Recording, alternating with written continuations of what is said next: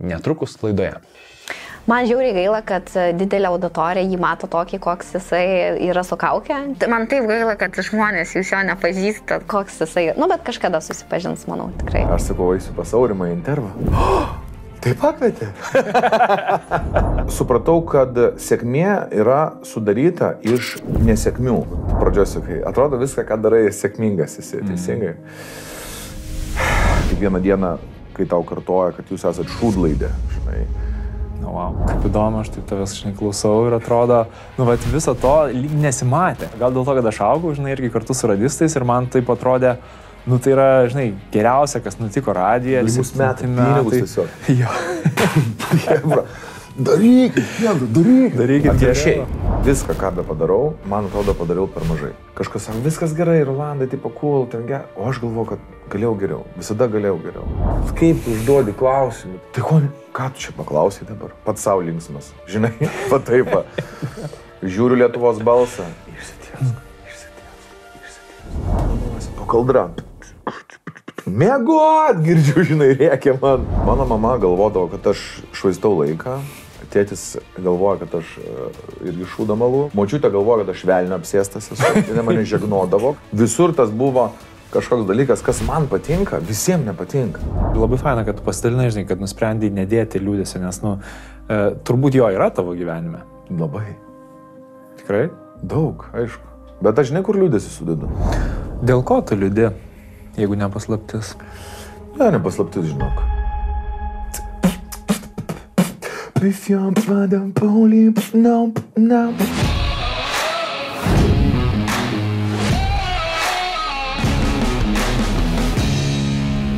Labas, Rolandai. Labas, Aurimai. Šita laida bus iš tikrųjų pirma, kurios mes nedarysim įžangos per visą laiką, nes galvoju, kad jau ko, tavęs tikrai pristatinėti nereikia. Tavęs iš tikrųjų... Žinai, aš gal tikiu, kad žiūrovam, bet man įdomu, kaip žmonės mane mato tie, su kuriais aš kalbuosi, žinai. Tai kaip tu, jeigu spontaniškai padarykim, jeigu reikėtų pristatyti, ką pasakytum? Sakyčiau, tai yra žmogus, kurį mes matom visur, matom televizijoje, matom turinti savo podcastą.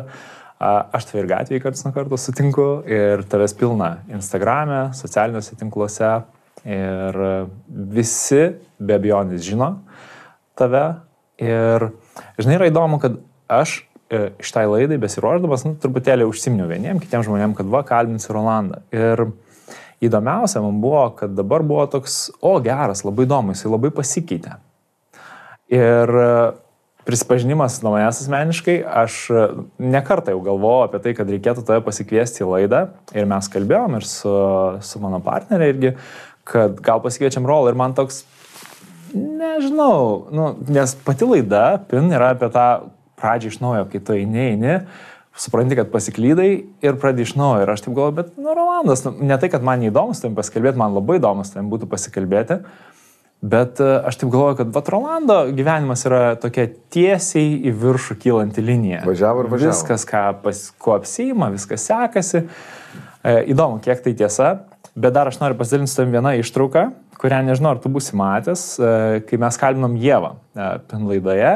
Ir jinai Contribute Special rubrikoje šiek tiek užsiminė. Ir aš noriu, kad tu pasižiūrėtum tą ištrauką ir žiūrovėm, mes tada ją užleisim pasižiūrėti. Kitas mentorius irgi yra vyras, tai yra mano vyras, galiu pasakyti. Ir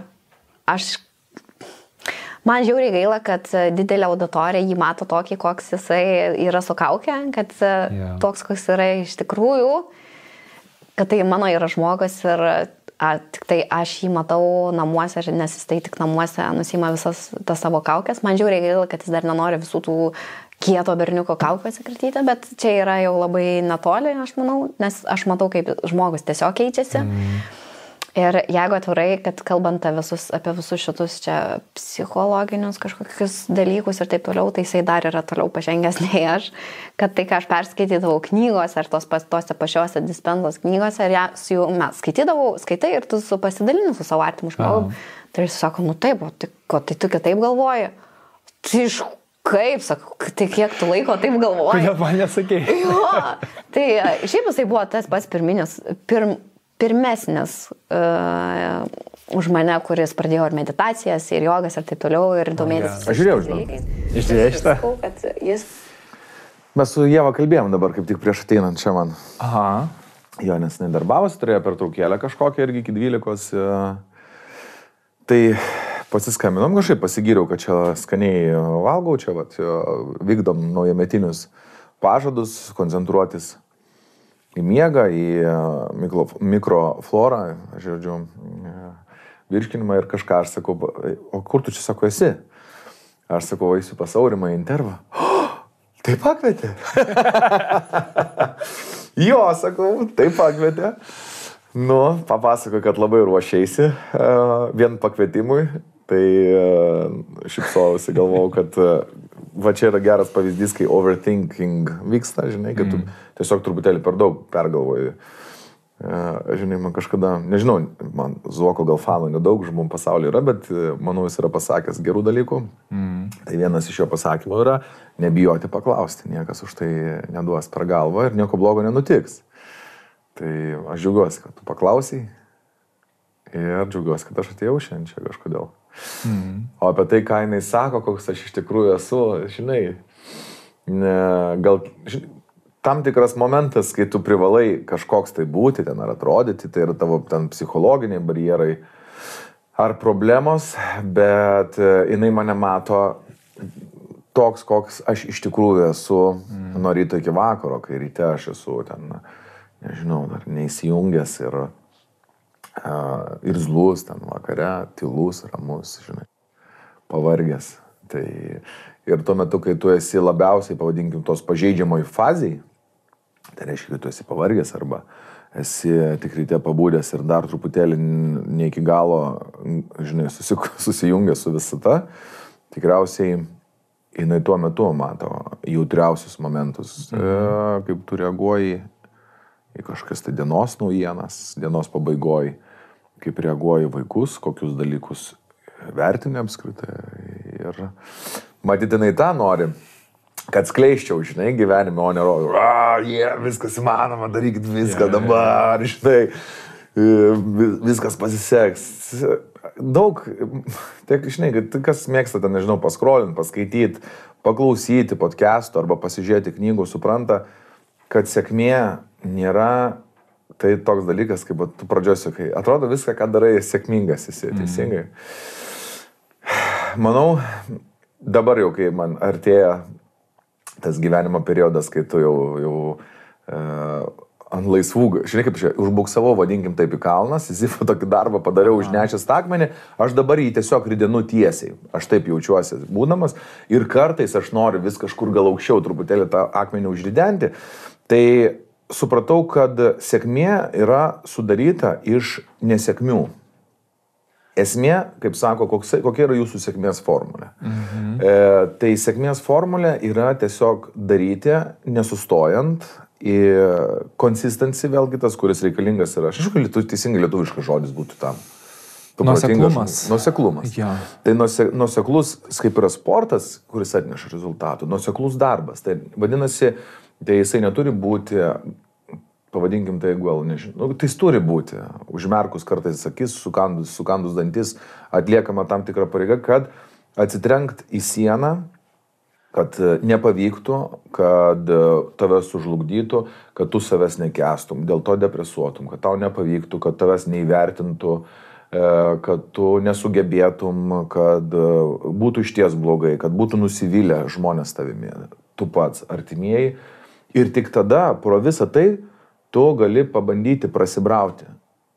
Tai reiškia, kad, žinai, kaip tu atrasi teisingą taką miške, jeigu tu nepravaikščiai viso miško. Kaip tu surasi trumpiausią kelią kažkur, tai jeigu tu neapėjai to kiemo. Tai tais takeliais praminus, atsidūrus į tam tikras sienas nuolatos. Ir, žinai, kažkur užšokus, pavadinkim taip, ant vilkų, ar ant piktų kaimynų, ar ant kažkokios tai raganos, tu galų gale surasi tą tiesų kelią, kurį paskui minsi ir praminsi ir visi atrodys, nu tai kaip jis čia taip lengvai tą mišką, žinai, praeina. Taigi tiek daug medžių, tai tokia glūduma.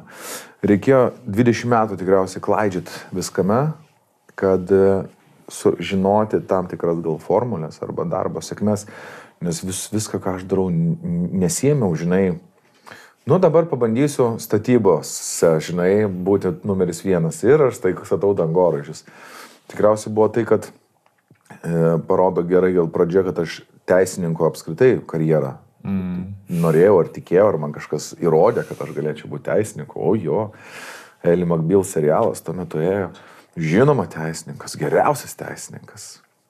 Ir nieko netarti to, neturi bendro, žinai. Sutarčių paskaitimas mano artimiausias dalykas, ką aš darau. Ir tai kartais tą dalyką skipinu, tiesiog uždedu tą elektroninį parašą ir tiek. Bet tikriausiai nepabandęs tos sferos, tų studijų, aš nebūčiau supratęs, kad man tai nepatinka.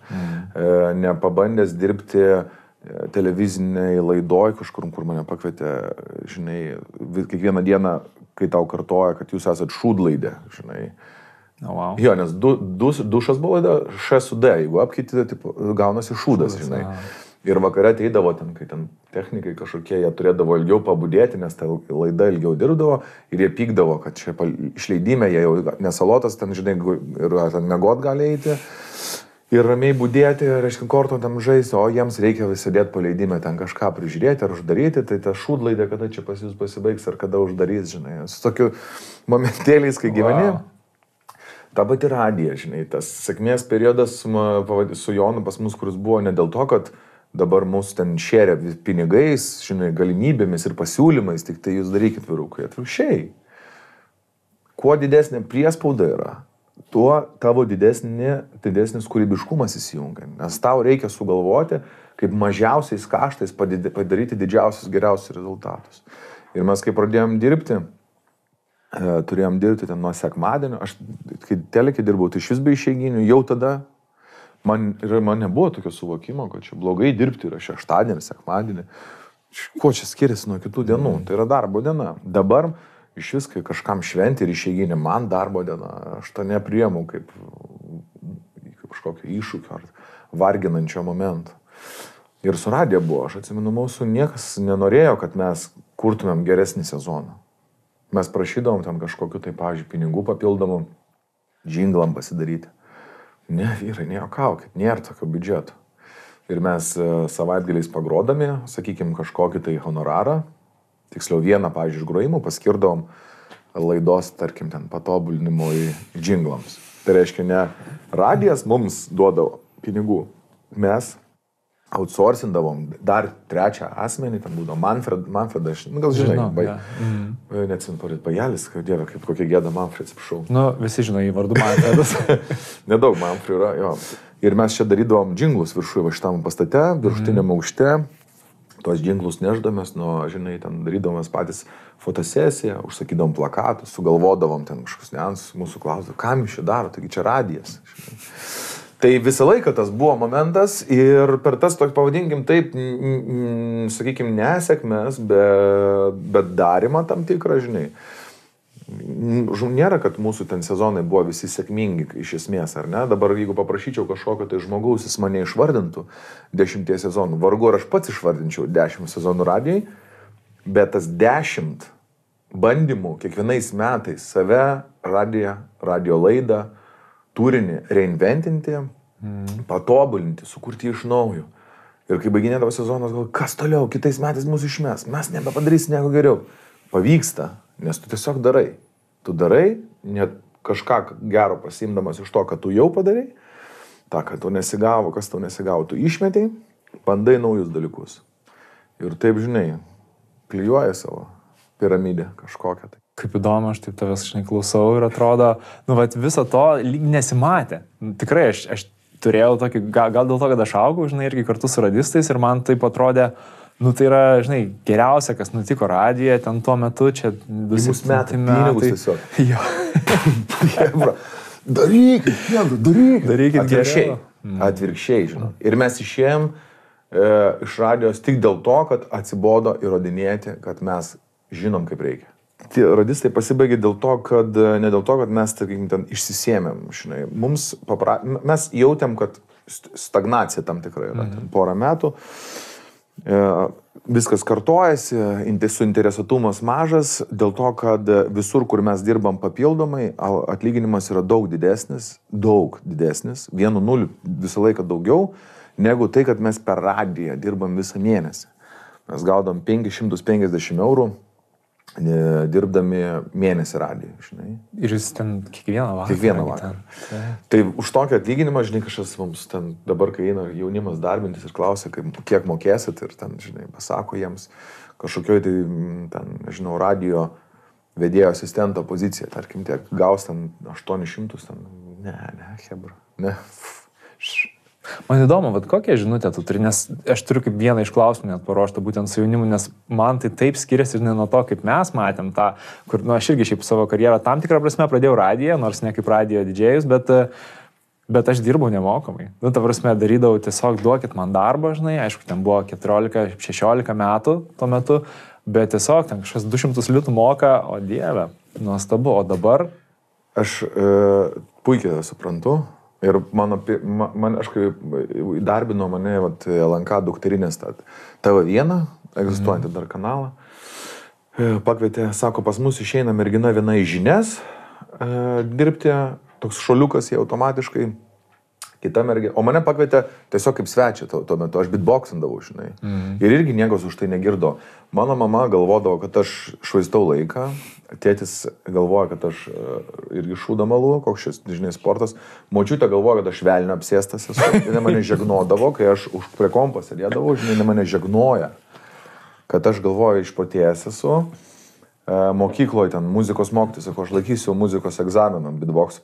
Ką tu vaikas? Žinai, visur tas buvo kažkoks dalykas, kas man patinka, visiems nepatinka. Keliam mano draugeliam fainai buvo. Ir ten, žinai, beatboxo batluose kažkokiuose dalyvavau, kur irgi ten subkultūra, repas, žmonės ten, nes negalvoju, kad ši nesąmonė. Bet toj sferai mums buvo fainai. Ir per tą beatboxą mane pakvietė į interviu, aš atsimenu, Gedas Soročka, kur dabar dirba M1, neatsimenu berniuko vardą, kuris išėjo, bet su Silva jisai dabar. Aha, o ne Gedas, man atrodo? Skaiva, atsiprašau, Silva Zipė dirbo. Gedas Soročka. Tu žinai gal? Nu, aš jį žinau, bet nepažįstu, taip. Tai jisai dabar, tai jisai Gintas išėjo, tu apie jį, ar ne? Kas išėjo? Gintas, teisingai, jo. Tai jisai pakvietė mane, atsimenu, pirmą intervą ir irgi, žinai, nebuvo klausimų, kiek dabar čia man sumokėsit už interviu. Kažkas nori beatboxą sužinoti, aš papasakosiu. Ir vėliau pakvietė į laidą. Laidoje taip gavosi, kad labai laisvai aš ten jaučiausi, žinai, sako, pas mus viena pana išeina, viena pana kažkaip čia nenorim, kad būtų, nes ten tokia jau pabaliavojus ateina, ar dar kažkaip bairiai buvo. Ar gali truputį padirbti? Tai aišku, hebra, tai aišku, važiuojam. O kiek algos norėtum? Algos? Dar ir mokėsit? Seniukai, jūs šitam linksmybių kambarį dar šaibų sakau duosit? Jo, tai aišku. Nežinau, kiek pasakys tiek, aš sakau, man tinka viskas. Nu tai sako, tiek ir visi gausi. Gerai, čia kiek? Neatsimenu, žinok, dabar ten buvo 5 litų už laidą gal būdavo, žinai. Mes dirbdavom kokius 3-4 kartus per savaitę. Nu tai vats ir susidarydavo, žinok, toksai ten mini biudžetėlis, bet man, baigusią mokyklą, pirmam kurse, kosminiai pinigai, kosminiai. Geras, o tu atsimeni ką nors iš to beatboxo periodo, nes dabar, žinai, taip sutrumpinus, tai skamba vėl kaip sėkmės istorija. Žinai, Rolandas pabeatboxino, ten kažkur sudalyvavo, nuėjo į laidą ir staiga priėmė, žinai, ir dar moka pinigus, nu gerai, juokinga suma, bet still. Man įdomu, ar tu atsimeni, iš to savo pomėgio, kažkokių failų, žinai, kur tu ateini, galbūt atsistoji ant scenos ir nežinau, ten kažkas. Failas yra visas tas beatboxas, dėl to, kad jisai, jo nieks nesupranta ir nežino. Dabar čia yra meno rūšis, žmonės žino, vyksta ten kažkokie tai pasirodymai, yra duetai ir panašiai. Tuo metu, įsivaizduok, tai mes dabar prieinam laisvai prie YouTube'o, ten šitų Spotify'aus, nežinau, YouTube Play, tarkim, ten, nu, bet kokios muzikinės platformos, bet kokios. Tuo metu nebuvo jokios muzikinės platformos, jokios. Tai reiškia, buvo Vinampas. Teisingai, buvo. Paskui Napsteris. Paskui Napsteris. Iš ko aš ir surasdavau beatboxo failų. Tai Napsteris buvo pirmoji ten ta torrentų nelegali kažkokia tai programa, kur tu galėdavai tikėtina atsisiųsti kažkokios muzikos. ne faktas dar, kad tu atsisiųsi muziką, nes dažnai būdavo visokių užkrestų failų, ten talele, bet tikėkis, kad tu atsisiųsi kažkokią tai muziką. Ir man, aš nesimenu, kiek man metų buvo, žinok, mokyklų 13 gal, 14 metų, kai pradėjo Hebra domėtis breiku. Ir būdavo, žinai, ten 5 elementai, ten kažkas, tai breikas, grafiti, aš nesimenu, žinok, muzika, rapas, MC, freestyle ir beatboxas. Okay. Ir kas tas beatboxas? Ir man parodo Razel toksai ir buvo, nežinau, jis dar yra, The Godfather of Noise, jis buvo pasivadinęs, žinai. Ir jisai dainuodavo ir beatboxindavo vienu metu. Būdavo, if your mother only knew, if your mother only knew, ir jisai, žinai, taip labai smooth, su papildomais garso efektais, padaro, atrodo, kad čia kažkas muša ritmą. Aha. Ir kažkas dainuoja. Ir man parodo, ir sako, ne, sako, jo, tada man parodo, sako, čia bičas su burna daro ritmą. Ir kažkas dainuoja. Ir aš pradėjau gilintis kažką, ten googlinti, ieškoti, neapstrint. Aš įsiaiškinau, kad čia vienas žmogus daro viską. Ir man tai buvo kažkoks, žinai, sprogo galva, aš galvoju, šir taip noriu. Nu ir pradėjai aiškinti, kas beatboxas, sužinojo, kad yra pirmi ten raidės T, P, K, C. Na, žinai, ir tu greitini ten bandai, bet viskas prasidėjo to. Tada tu išsiaiškini, kad pasirodo čia būgnus atstovauja. Tipo lėkštė, ten yra kažkoks hi-hat, ten yra tas pagrindinis drum. Ir tu bandai.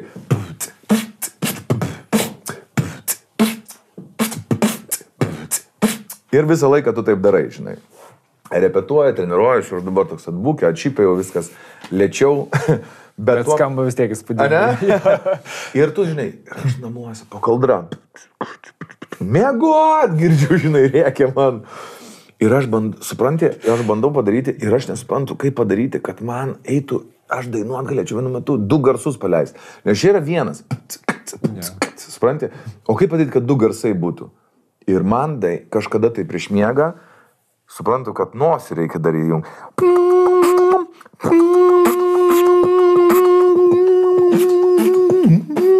Ir tada galvoju, reikia pažeminti. Galvoju, liežuvis dar prisijungia.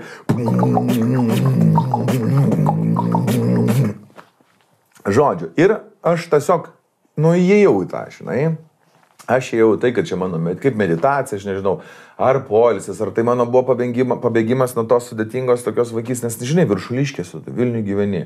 Čia dabar ten tas, pavadinkim, tai nuo 92 ten iki 2003, čiagi toks wild periodas. Tau tėvai sako, neišeik iš rajono, nežiūrėk į kitas mašinas, iš mokyklos į namus tu bėgi, taip nieks nedasivytų.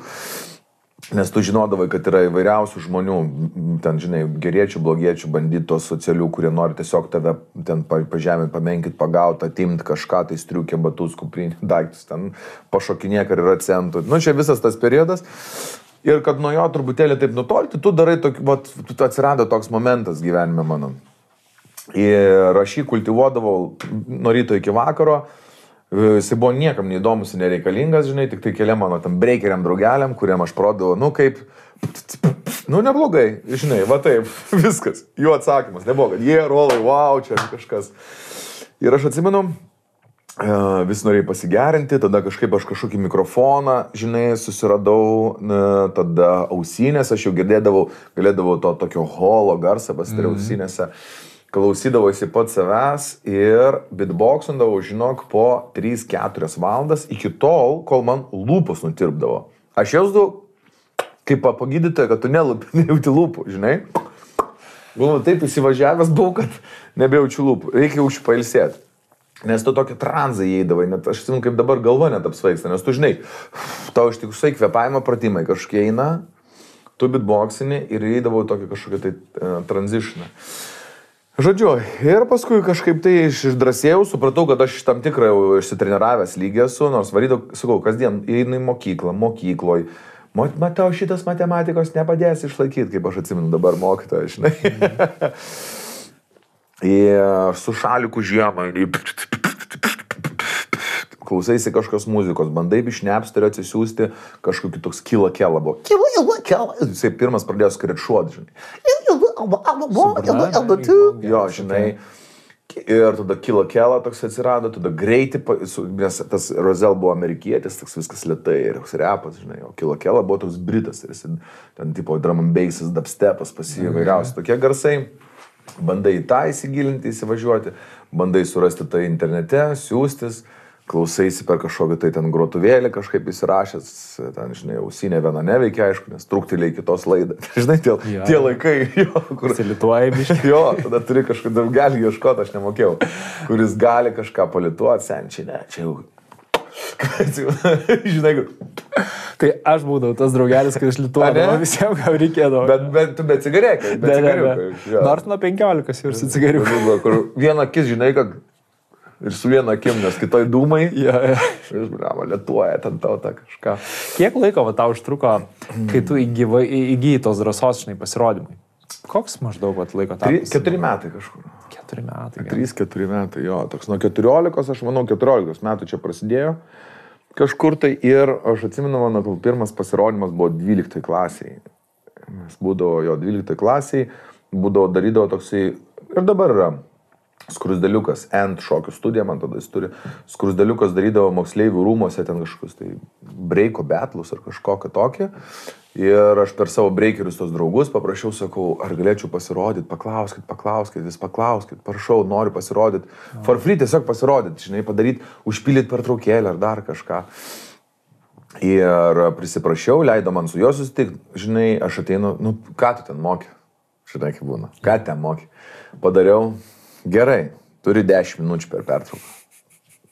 Tu įsivaizduoji, koks man čia buvo. 18 metų, 4 metus beatbox, niekur nepasirodęs, pirmas pasirodymas moksleivių rūmuose per breiko čempionatą. Nu čia, man atrodo, kad mano, žinai, kaip tas Global, ne tas Golden Globes Awardsuose, žinai, aš vedėjas. Bet taip, aš, žinai, pasijutau, kad čia yra tarptautinės sėkmės vertas pasirodymas. Aišku, nieks ten, žinai, paplojo, pasidžiaugė žmonės, nustebė, pasidėjo, kažkam patiko, kažkam ne. Aš kaip atsimenu tą pasirodymą, kad aš išinu į sceną, pradedu ten, žinai, nuo taip ramių, lėtų tonų tenai, žinai, su paaiškinimais, kas tas vyksta čia per tralelę ir užtemsta man protas. Aš kaip dabar atsimenu, kad tas pasirodymas mano pirmas gyvenime buvo, kad aš atsimenu tik tai pradžią ir pabaigą. Aš atsimenu, kad aš viską gerai padariau, nes ten repetuodavau po 3 valandas, techniškai viską atlikau puikiai, be salė paplojo, žinai, ir aš atsimenu, kad vidurio jokio neatsimenu, nes užtemimas, žinai, toks buvo antiek matyti adrenalinas, oras kvėpavimas, viskas pasikeitė, mintis kažkokios galvoja, žinai, kad buvo tiesiog to visko per daug, kad shutdownino, tada pajungė atgal. Hebros klaus, kaip buvo, jo, gerai, Rolko, молодец, davai, молодец, basirk už mus, žinai. Ir viskas. Va toks, va buvo tas tokio pradžia, paskui beatboxo batluose kažkur dalyvau, kažkas, žinai, va tas Gedas Aročka pamatė, jis norėjo apie beatboxą padaryti reportažą. Astos Štašaitytės laidoj, labas rytas, man atrodo, ten kažkas tokio. Ir jisai skambino pirmos vietos nugalėtojų, jisai gyveno Klaipėdoj, tai klaipėdietis negalėjo, tipo, aš tikrai nevažiuosiu, Gedas sako, aš į Klaipėdą irgi nevažiuosiu. Antros vietos nugalėtojas buvo toks Martynas, man atrodo, jis buvo toks dar įdomus, tamsiaodis, žinai, vyrukas, laimėjęs 2 vietą ir paprašė jisai pinigų. Telikas, nu tai pinigų prašau, nu pinigų čia irgi nėra. Paskambino man, ar galėtum? Tai aišku. Žinai, kad tai aišku. Ir kaip dabar atsimenu, atvažiavo kažkur iki namų, dar į kasetę, žinai, į kasetę nufilmavo reportažą, iš vienos pusės, atsimenu, iš kitos, po beatboxino, paklausėsi, kas čia tokio yra, ir viskas. Ir tas reportažas paskui kažkada išėjo, ir jis buvo tos laidos redaktorius dušo jau TV1 ir jis pakvietė į svečius. Įdomu, tau buvo toks noras būti pripažintu, nes man atrodo, tai dažnai toks svarbus momentas yra, kai tu pirmą kartą gauni kažkokį pripažinimą ir tu pasakoji apie tą 12 klasį, žinai, kai buvai renginyje, ten, ar tu jautei tą tokį, nu, žinai, kad žmonės, nežinau, kai jau blackoutas baigėsi, kad jie čia tau ploja ir kad tiesiog gera būti ant scenos? Aš pajutau 2 momentus, kad ploja per mažai, vadinasi, aš nebuvau pakankamai gerai pasiruošęs. Tai nebuvo tokios ovacijos, kur, žinai, kur tiesiog ten, nežinau, ten nubloškia. Kas kartais dabar būna ten, nežinau, ten Lietuvos balse kokiam nors. Tai tą momentėlį pajutau, kad gal aš buvau žinai, kaip, tipo, aš visą laiką viską, ką be padarau, man atrodo, padariau per mažai. Kažkas sako, viskas gerai, Rolandai, tipo, cool, ten gerai. O aš galvoju, kad galėjau geriau. Visada galėjau geriau. Ir tas pats momentas buvo. Aš pasirodžiau, bet man čia nebuvo, žinai, kaip, tai dabar aš esu piko viršūnėje, prieš jūs geriausias Lietuvos beatboxeris Rolandas. Man atrodė, kad čia man geras kikas, ploja, okei, aš nejaučiu to kaip įvertinimą, dabar aš čia superinis. Aš norėjau būti kietas, žinai, numeris 1 gal aš negalėčiau tapti, bet aš norėjau būti kietas, aš norėjau būti to lygoj, sakykim taip, kietų tų beatboxerių. Žinok, aš, kai dažnai būna kalbuosiu ten, arba kalbasi žmonės, ten, nori būti numeris 1, nori būti geriausiai, tas kažkas. Aš niekada tokio neturėjau jausmo. Aš norėjau būti tarp geriausių. Mano noras yra būti one of the best. Ne the best of the best, žinai, bet aš noriu būti NBA. Tarsi, NBA daug komandų yra, daug žaidėjų. Jo, bet NBA yra lyga, jau cool lyga. Ir kaip vedėjų mūsų lygoj, pavadinkim taip, aš jaučiuosi, kad esu NBA. Ten aš, Jankevičius, Stonkus, ten Stasiulis, žinau kas. You name it, dar Rumšas gauks. Tai norėjasi būti beatboxo NBA tokiam. Tai dėl to tu visą laiką ir bandydavai, ir aš, kai dalyvavau jau beatboxo batluose, jie manęs niekas nežinojo, nes žinai, ten reperiai, hip-hopo kultūrai, vis tiek jie sukdavosi vieni tarp kitų, bendrauja ten, jeigu kažkas beatbox pralia. O aš buvau toks outsideris, kuris atėjo, aš turėjau ateiti perklausas, išrinko top 10 žmonių, kas dalyvaus batluose, mane išrinko, vienas iš jų buvo ir aš pasirodžiau. Ir aš užimu 3 vietą, tiesiog toks pirmą kartą atėjęs žmogus. Tai jo, jiem mamanė, aš kaip intervą darėme su mamanė, mums šokas buvo, mes tais nežinojom, nebuvo matę, negirdėjom niekur, atėjo, tie suvartė visus, ten 7% žmonių, paėmė 3 vietą ir tiesiog, ačiū, jie išėjo su baltu džemperiuku, sako berniukas, buvo atsiuntęs man nuotrauką, neseniai iš to renginėse turėjo. Tai man tikriausiai žinai kaip, aš nenorėjau būti outsideris, niekada. Niekada nenorėjau būti pirmas. Nežinau dėl ko, nes jaučiu, kad tai neįmanoma kažkodėl tai gal. Bet lygoj būti, aš manau, jaučiausi kaip čia vertas būti. Bet tu pats toks jauteisi savo kritikas, ar ne, didžiausias? Visada. Tai visada atrodo pats įvertini, tik tai ar tu gerai pasirodė ar negerai? Ne tik pasirodė, aš manau, Rimai, čia visur dabar yra. Aš, pavyzdžiui, negaliu iki šiol žiūrėti ten savo laidų, kurias padarau. Aš negaliu žiūrėti, kaip užduodi klausimą, taigi aš daug kartų galvoju apie tai. Bet kai tu tikriausiai eini tam tikrą būseną, tu natūraliai tą darai ir daug klaidų aš jaučiu darau. Nu visur. Bet negali žiūrėti, o ar žiūri? Bandau, supranti, nes reikia. Turiu omeny, vis tiek tu turi analizuoti. Tai tiek Lietuvos balsą, kai tiek nepatogus klausimai, tiek podcastą. Jeigu yra kažkokios tai ištraukos, tai tada gal taip trupučiuką lengviau, bet jeigu taip reiktų ištisai, tai be šansų. Geras, kaip tai yra įdomu, žinai, nes aš vis tiek per šitą laiką pažįstu vienaip ar kitaip, tikrai tą visą grietinėlę, žinai, renginių vedimo, organizavimo, ten taip toliau, žinai, ir su kuo aš pakalbu, Rolas the best. Ta prasme, Lietuvoje nėra geresnio renginių, laidų vedėjo ir taip toliau, žinai. Tikrai, aš visiškai... Didelė padėka. Ir dabar kaip įdomu, žinai, tu va taip sakai, vis tiek negali save žiūrėti, žinai. Wow.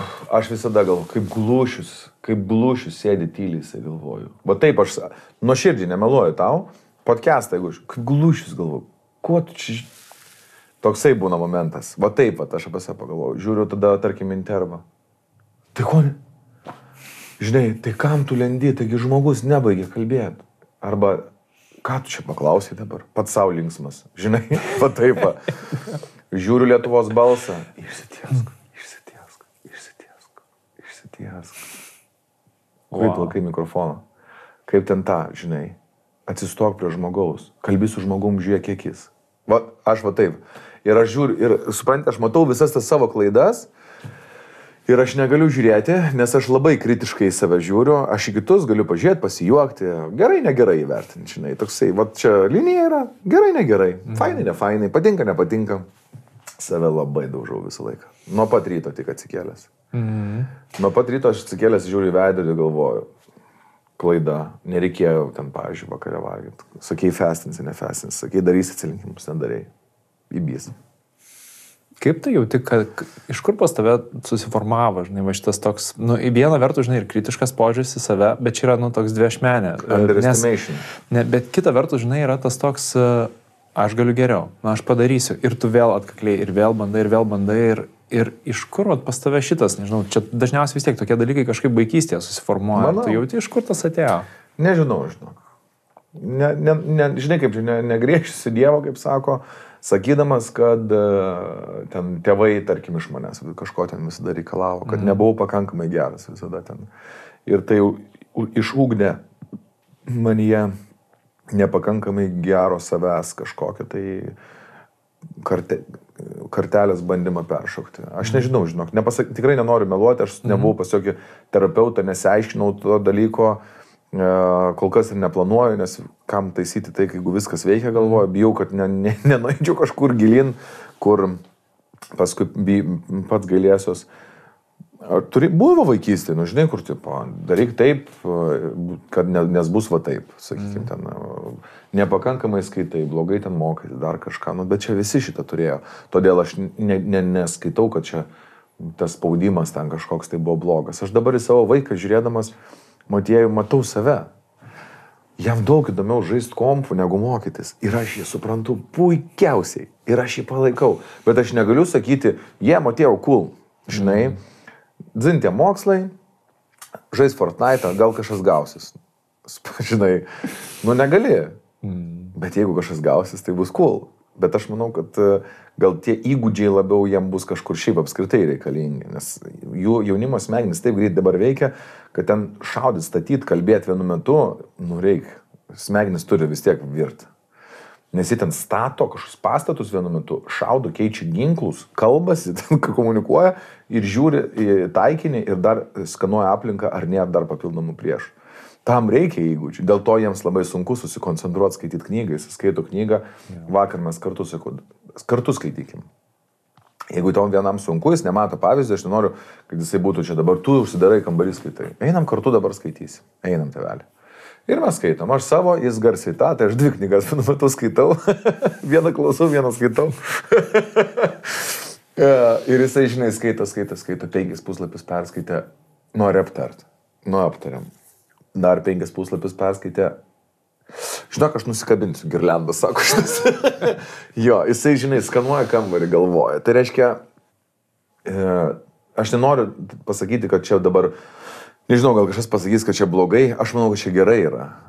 Ta neturėjimas koncentracijos tokios tobulos nėra blogai. Jis dėl to labai gerai skanuoja aplinką vienu metu. Tai reiškia, jis galės daryti kelis darbus, tarkim, būti skaityti ar ten kažką tai daryti, būti atidus kitur. Čia yra puikus įgūdis, kurį aš naudoju Lietuvos balse, nes aš turiu klausyti, pavyzdžiui, ką man sako, tarkim, režisierius, kad ten liko 20 sekundžių iki reklamos, ką kalba žmogus, tarkim, mokytojas, stebėti aplinką visą, ten, žinai, sužiūrėti, kur šviesos, kiek liko laiko, kur stovi dalyviai, kada jos išvest, kada palydėt, kada ten pasakyti, pradedam, uždarom, baigiam, žinai, kaip, kad turi suvaikščioti muziką ir kada pradėt grupę groti, žinai, kada šviesos turi susidengti. Daug dalykų multitaskint vienu metu turi ir aš manau, kad tas įgūdis pasivat persidavė. Nes aš irgi toks buvau, kur aš galiu bet ką padaryti, tik namus tvarkyti, tik nesimokyt, pavyzdžiui, štai. Ir gal tas, žinai, noras įrodyti tėvam, kad aš galiu, ar aš esu geresnis ir tikriausiai ir gal įskiepiu tą įgūdį nepakankamai gero savęs visada. Dėl to aš, nežinau, ir tos darbus dirbu 5 kažkokius skirtingus, nes visur noriu vis kažkaip save įvertinti. Ir sportai keli skirtingi, žinai, kažkoks. Tai laukiu, čia dviračių sezonas prasidės. Nors tenisas, padelis, golfas eina, žinai, trasą. Dabar čia dar, žodžiu. Geras. Visur ir niekur tuo pačiu metu. Čia yra blogiausia, kas gali būti. Bet vis dar taip dabar jautiesi, ne? Nu, vat, kad visur esi ir niekur. Visur ir niekur nesu geras, va taip. Eik tu savo. Nors skaičiai rodo, kad podcastas #1, interviu laida Lietuvoje ten #1, ten Lietuvos balsas #1, susekėjais ten Facebook, Instagramas ten top, nežinau, 3 ar 5, ten kažkas tokio. Ar tu jauti, kad, nes mes jau kalbėjom, žinai, kad tu savo kaip ir tarsi rodyt turi kažką, bet nėra to tokio, žinai, kažkokio dar kito stebėtojo. Dažnai, žinai, daugam aš kiek laidose esu kalbėjęs, tai būna arba tėtis, arba mama, žinai, kur tu jauti, kad, turi kažką įrodyti, žinai, turi kažko tapti, kad galėtų, jisai pasakyti, ar ne, kad, dabar pasiekiai. Man, žinok, čia pats savo. Dėl to, kad mano tėtis yra amžinatilsi jau daug metų, gal 18 jau. Tai jam, man tik tai gaila, kad jo nėra, bet ne profesinė prasme. Gal labiau dėl vaikų. Aš manau, kad mes motiejus dažnai klausinėja, koks tas senelis buvo, žinai, ką jis mokėjo, kaip jis dabar su mumis elgtųsi, pavyzdžiui, žinai. Tai tas man labai smagu šiam pasakoti, kad labai skanų obuolių pyragą senelis mokėjo daryti šaltibarščius, ten būtų su jumis užsiėmęs, žaidęs, ten lankus daręs, nes sakau, jis toksai gamtos žmogus žvejoti išmokinęs, matėjau, žvejoti. Aš šiaip viską vaikas gyvenime darė, žinai, kur bet pažvejoti tėtis nenuveža. Ir su mama mano santykis irgi labai geras. Viskas okei, jinai supranta, vertina, man patinka, kad jinai žiūri mano podcastus, kai kurios interviu žiūri.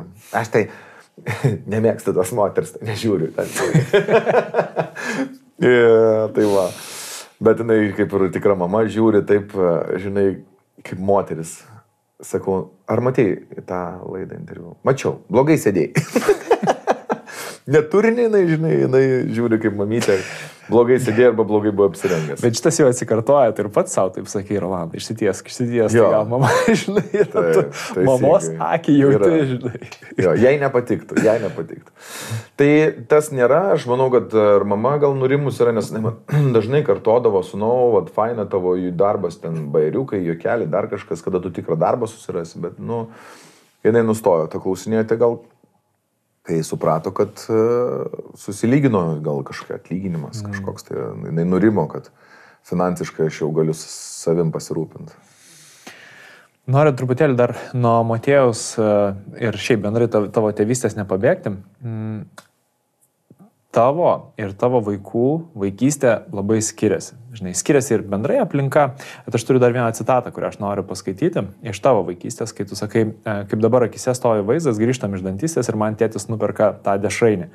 Aš su tokiu ilgu, užtikrintu ir ištemptu malonumu jį valgau, o tėtis sėdi ir žiūri, nes 2 dešrainėms pinigų neužtekdavo. Kaip tu dabar jautiesi ir kaip tau sekasi, žinai, auginti savo vaikus, kai jie visai kitaip gyvena, žinai. Tu tarsi patyrei tą tokį nepriteklių. Žinai, jį visi turėjo. Ta prasme, visi gyveno komunaliniuose būtuose, kažkas gyveno, jau ten kažkam pasisekė, gal ten, žinai, senelį, ten kažkas perleido būtą turėjo. Mes, atsimenu, gyvenom Naujininkuose, tėtis mano buvo, kadangi pareigūnas, tai galėjom nuomotis pareigūnų kažkokius ten bendrabučius, ten būdavo 25 kvadratiniai metrai. Tėtis pasiskolino iš savo sesės pinigų, kad jį suremontuotų. Tai, žinai, ten nebuvo, tiesiog, kaip pasakyti, tas, žinai, toks kartonas kažkoks padengtas, jisai nudažytas, 2 sofos, stūlikas, virtuvytė su tokiu stalu, 2 kėdutės ir 3 prisistumima, nes 3, žinai, buvom. Tai žinai, tokio, bet man viskas buvo cool. Mano tėvai gal jautė kažkokius tai momentus. Man nieko netrūko. Kiek vaikui reikia. Dažniausiai net neatsimena, nei dovanų vaikai, nebent labai blogos tikriausiai, nei nuotikių jie prisimena, kiek laiko su jais praleidai. Ir man tėtis, mama pasakodavo, kad būdavo atsimeni tais laikais dar stikliniai buteliai, ten ir pieno, kefyro, vandens, gyros, alaus, viskas ten būdavo stiklė. Vandens nereikėdavo, aišku, iš krano įsigerdavo, bet tai būdavo tas butelis stovų po balkone ir po mėnesio, nes iš ten, tarkim, kol aš buvau mažiukas iš tėčio, man tada algos, dar jie ten abudu gyveno, baigėsi pinigai, tada paima tos butelius, neša parduotuvę, priduoda ir iš tų pinigų dar nusiperka ten duonos, varškės, dešros kažką. Va toks momentėlis, jo, o eidavomės į polikliniką, VRM polikliniką, dabar ten jau čia nebėra, jos pastatai visi pastatyti aplinkų, čia netoli Lukiškių aikštės. Ir jo, būdavo nemokama poliklinika, kur ten psichologiškai susidoroja, ne tik žinai, ne tik su nes būdom be nuskausminamųjų, tvarkydavo dantis tuo metu, žinai, kokie nuskausminamieji, laikykis stipriau, laikykis už kėdės, sunau. Ir po jos kažkoks, kad būtų prizas vaikų, žinai, nes, nu, tu tiesiog verki visą laiką, pražliumbęs. Iš gailę šitėtis nuvesdavo ir ten, žinai, būdavo kažkokia tai dešaininė tokia, kur, atsimenu, labai labai skanu būdavo ten. Tiesiog kažkokios faršo dešrelė, abejotina faršo dešrelė sukasi, bet jau būdavo tos grūtelės kaip degalinėse dabar. Jinai sukasi, pašildo kažkaip bandelę, į tą bandelę įstato dešrelę, tiesiog uždeda to oranžinio padažo, tai būdavo tas slaptasis padažas, kečupas su majonezu, žinai. Bam, ir tu tiesiog palengva tą bandelę, tiesiog, kad kiekvieną momentą išsidžiaug, žinai. Čia sąmoningumas tikrasis, jo. Ne dabar, kur tu žiūrėdamas planšetę, scrollini ryji, čia būdavo, tu žiūri ir enjoyini, tiesiog, žinai, iš vieno galiuko, iš kito, tada žiūko truputį viską. Jo. Nu va, o dabar, ta prasme, mes tiek daug visko turim. Žinai. O dabar, tu teisus, jie turi daug, dar daugiau. Tai buvo pradžioj, su pirmu vaiku, ypatingai su Matėja, buvo tas momentas. Nes buvo, pavyzdžiui, aš mėgdavau Lego, bet negalėdavau nupirkti. Buvo momentas, kai ten, tarkim, nupirdavau kažkį Lego, bet negalėdavau turėti Lego. Brangu. Ir, pavyzdžiui, kai gimė Matėjus, aš tiesiog užverčiau Lego jį. Žinai, vat pats to nesuvokdamas. Jam reikia, nereikia. Iš kiekvienos kelionės, iš kiekvieno išvažiavimo, iš bet kur aš paveždavau Lego vis didesnį. Mes kartu konstruodavom. Paskui jam atsibosdavo konstruoti. Žinai, vaikų pradžioje įdomu, bet lėtai viskas vyksta. Aš konstruoju. Man gera, man patinka, aš konstruoju Lego, galvoju. Jam atiduodu, jis žaidžia tą Lego. Mes abu žaidžiam, žiūrim. Jo daugėja. Dabar pas mus namuose yra, nesumeluojas, toks laivas didelis. Žinai, kaip būna vaikam baseiniukas, bet laivo formos, tai dabar tas pilnas baseiniukas Lego, su jo niekas nežaidžia. Ir kai atsirado meilė, antras vaikas, mūsų dukrelė, aš supratau, kad vaikam nereikia užvertinėti nieko žaislais, jiems reikia dėmesio. Ir nežinau, čia gerai ar blogai, labai geras yra toks fainas posakis, sako, aš noriu, kad mano vaikai užaugtų, mokėdami išvardinti gyvūnus, medžius, augalus, miestus, o ne youtuberius ir žvaigždės ir ten, nežinau, brandus. Tai va aš taip auginu. Aš nenoriu, kad mano vaikas žinotų ar ten galvotų, kad kažkoks drabužis ar daiktas padaro tave cool. Aš noriu, kad tai jie žinotų, kad 5 paukščius, kad gali išvardinti, ar 5 žuvelės, va čia yra cool. Kad tu gali išvardinti visus medžius einant miške, kuris kaštonas pagal lapą pasakyti man. Ir mes einam į tą pusę. Kažkaip tai, kai aš su jais kalbuosi, ko jums reikia kalėdinių dovanų, arba jie išmokė sužaisti šitą kortą labai gerai ir tirbdyti mano širdį. Jie neduosiu meluot, gali jos paklausti tikrai. Aš sakau, vaikai, ko jūs norit kad kalėdoms? Mes norim, kad šeima būtų kartu visada. Kad visi sveiki būtų visada. Aš taip pat reaguoju. Žinai, ir jie iš tikrųjų nieko neprašo dovanų kalėdoms ir mes kažkaip nieko nedovanojom. Aš nieko nedovanojom kalėdom. Jie gavo iš ten senelių kažkokio ten gal mašinytę, konstruktorių, dar kažką. Bet jeigu jie nori kažko labai, sakykime, sakau, galim, bet taupom. Tavo gimtadienio progą taupom. Praeina tie norai, ten reikia kažko monitoriaus, dabar ten reikia to. Vakar prasidėjo, jis jau sudeda kubiką Rubiką. Didelį mažą, žinai, trikampinį kažkokį. Tėti, aš dabar būsiu kubikų Rubikų masteris. Būk. Man gimtadienį reikės visų rūšių kubikų Rubikų. Rubiko kubikų. Taip. Rubik's Cube. Gerai. Gerai, važiuojam, taupam šitam.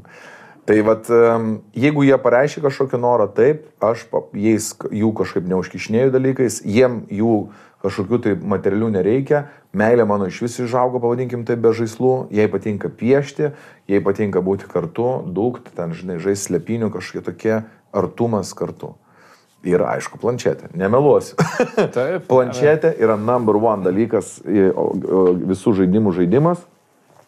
Šito aš leidžiu tikrai, leidžiu daug, 2 valandas per dieną, iki 2 valandų per dieną, priklausomai, kur esame ir ką veikiam, tikrai pažaidžia, bet žinok, man patinka, ką jie žaidžia Robloxą, žaidžia Minecraftą, žaidžia ten Fortnite'ą, vyksta statybos, vyksta bendravimas, jie ten susirašinėja, stato, treidina, kas 5 metų vaikų skilsams, ištreidinau, sako, tėvelį, didelį petą ir 3 mažus. Maudės, respekt, sakau. Pliusė esi? Pliusė, viskas, tinka. Okay. Tai tu turi screen time limitus? Bet tos 2 valandos yra. Kids-Lock aš naudoju tokį appsą, yra Kids-Lock, yra appsas, kuris savaitgaliais leidžia 3 valandas, jiems duoda, o savaitės 2 valandas, bet tu gali bet kada užlokint. Ir tik tai iki 8 vakaro. Nuo 8 vakaro screen time'as išsijungia jau, tai jeigu nespėjai iki 8 vakaro išnaudoti, tada jau titiu. O galit gauti 30 minučių pliuso, tai jeigu tu padarai homework, look after the pets, tai reiškia, kad sutvarkai kačių kakalus, makalus, ko nėra buvę. Tai vad gali screen time 30 minučių. Čia turi arba padaryti, ne kažkur iš tų dalykų. Tai be abejo. Valanda gali prasidėti, bet nėra buvę. Tai vad, tai kažkaip tai bandai riboti, savaitgaliais daugiau, gal kažkaip tai priklauso. Buvo išsiaiškinę kažkada PIN kodą, mačiau, atsirakindavo darbo metu jo. Bet aš nepykstu, nes manau, kad visgi, jeigu čia dirba kažkas, tai aš respektinu šitos dalykus. Bet pabari. Toks yra, vis tiek turi kaip ir pabarti. Aš iš pradžių apsimenu, kad aš nežinojau. Žinai, ir tada prie manęs būna, tėveli, galima dar truputėlį, pridėk laiko. Ir aš toksai, o tai jūs žinot, kokį kodą jiems. Žiūri, kaip reaguos, žinai. Jo, žinom. Tai sakau, prasteskit patys. Žiūri akis, žinai, čekina ar nieko blogo. Gerai, kiek galim?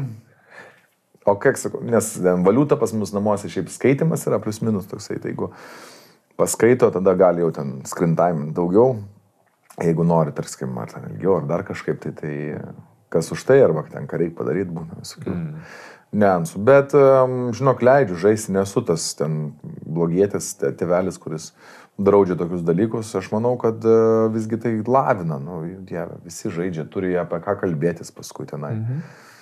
Paskui bendruomenė iš tikrųjų sunku įsocializuotis, kai tu to nedarai, tik tai viskam saikas. Labai svarbu, tai labai gerai, kad tą darot. Taip, reikia prižiūrėti. Jaunieji, reikia prižiūrėti, žinai, vienas dalykas, jie mūsų įkaitai yra.